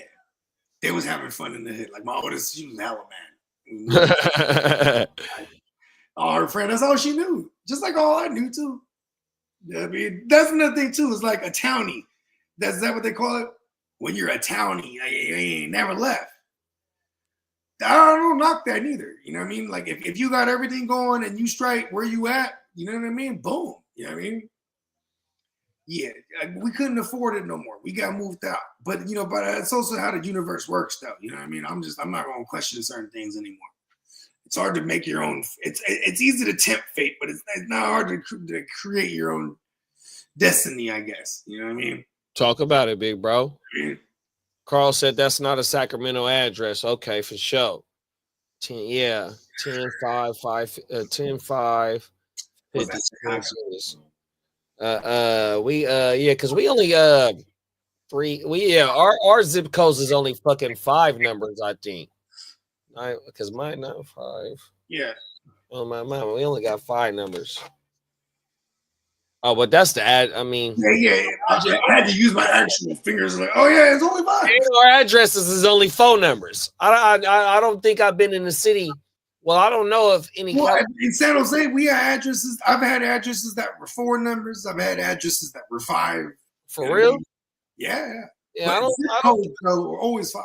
Yeah, I can't picture no Sacramento addresses with 5 numbers right now. Oh my mama. Yeah, I had one that was like 30. Oh, right by Franklin and Bruceville. Oh shit, I know exactly where you talking about, bro. Oh my mama. Franklin and Bruceville.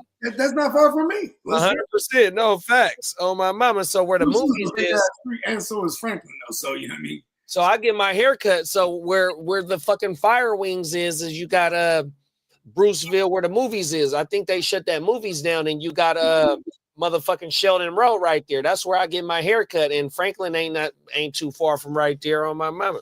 What's the other movie theaters right here? It's not far from me too, because I've been there a gang of times. That's where where I get my haircut at. I think they shut that shit down on everything. The fucking. I've been. I just wanted to watch Deadpool over there not too long ago. They just shut down recently. Now that I don't know, bro. Oh, it might be a different job. Just like a Century. A Century? Is it by Shell gas station on Sheldon Road in fucking Bruceville? Man, I don't even know this bitch at like the back of my hand yet at all. So I'm like, I couldn't even tell you. They do. So where I get my haircut at, yeah, I think where I get my haircut at, they was, because it's in the middle of the South area, and so when the rallies get up in that motherfucking, however, them young bulls, them hands get to flying. Oh my mama, I think they shut that bitch down. And it's a 24-hour fitness in the parking lot. Yeah, that's Bruce. Is that Bruceville? Because it ain't Center Parkway. Yeah, I want to say it's Bruceville. Oh my mama. Yeah. Oh, also, if I had a burger, right? Here's another one I would have if I had my own restaurant or burger joint or whatever. I want Philly cheese style burger. Where it's the burger. That's it right there, Carl. That's it. The Laguna Village. That's it right there, big bro. Oh my mama. I've been through here. Oh yeah, that's right there on Sheldon. That's where I get my shit cut at, and that's where the Fire Wings is. So you got the movie theater, you got Fire Wings, you got the barber shop, you got a Subway in that bitch. You got all types of shit up in that. I go to the same one. I ain't gonna lie to you. Oh my mama, and it's the Shell gas station right there. Then it's a Winco. It's a Winco. So the Winco, nigga, right there by the freeway exit. You get off the freeway, it's a Winco, a Dollar Tree, Jr. Oh yeah, the Carl Jr. Yeah, hell yeah. Oh man, that's Sheldon Rowe right there. That Carl Jr. is that one, bro. On everything, yo.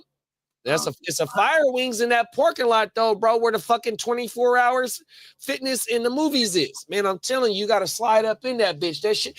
Get the dragon wings. The dragon wings go crazy.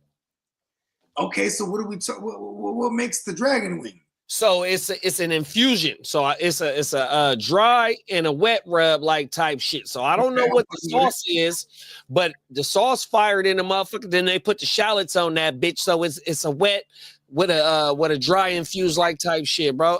Okay. Fire though, bro. They gotta. So I've never tried to like Asian-esque. I hear dragon. I think that's what it is. The Asians run it. Okay, word. Yeah, so it's like you can get garlic noodles for a side dish, bro. Hey, the garlic noodles at that one. My wife runs it. My wife gets the garlic noodles and fries with her motherfucking wings. Let's fucking go. Oh my mama, that's exactly what it is. The Asians run that. They own that bitch. So everything. This shit fired in a motherfucker, bro. Hey, garlic noodles is the one, bro. They say they got some. So they got a peanut butter wing in there. I've never had it, right? So they say this shit fire. I just never had enough hair on my chest to go ahead and try that shit, bro. Bite to it? Is it spicy or is it like? I don't know, bro. We got a dish. We got a delicacy. It's called kare kare, but it's oxtails and it has all it has all the veggies and shit. But it's kind of like a stew, I guess you would call it. But the sauce is peanut butter, bro. Oh wow! And it don't taste like no peanut butter for. And then.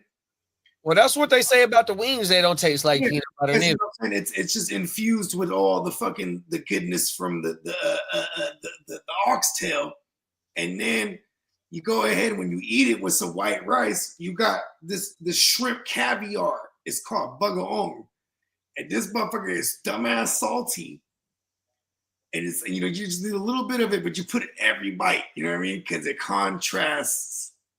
Like I can't eat that shit without that motherfucker. Yeah. Everything. Exactly. Like it's like you can't have one without the other type shit. Yeah, fact. That's not really necessarily one of them things you would just cook on the regular. It'd be like at a party or like an occasion. Because you got to pressure cook this. It's like, you got to put a tender loving care in this dish. It takes like 3 hours to cook this motherfucker. You know what I mean? That's how I do with my gumbo, bro. You be all day with it. Man, I'm telling you all day with it because that prep will wear your motherfucking ass out, boy. Pause. You ain't lying. I'm glad I have a team. Anytime I do any kind of something like that, it's like my girl's she'll do the prepping.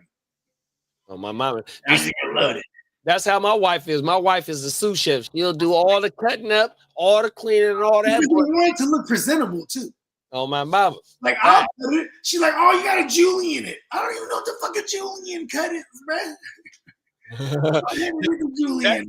That's that real chef cut. It got to be precise. Yeah, go ahead and make it look presentable. And because no matter what, you know what I'm saying? It's all gonna come out the same way. But you know what I mean? You gotta have the look too. You feel me? So I'm like, all right, do your thing. Facts. Oh my mama. Fuck, man. Man, these Rams, that shit was really whack, huh? What? That Rams game. Oh yeah. Well, for us that had a lot of shares of the Rams players for sure. But I mean, for Miami to come in and do what they did, can we just stick a fork in Miami, or does Miami might have some life in it? Well, we going into this week, I think we had 9 2-win teams. I remember you saying that. Yeah, and me and Spencer you and Spencer, we were looking over it last night.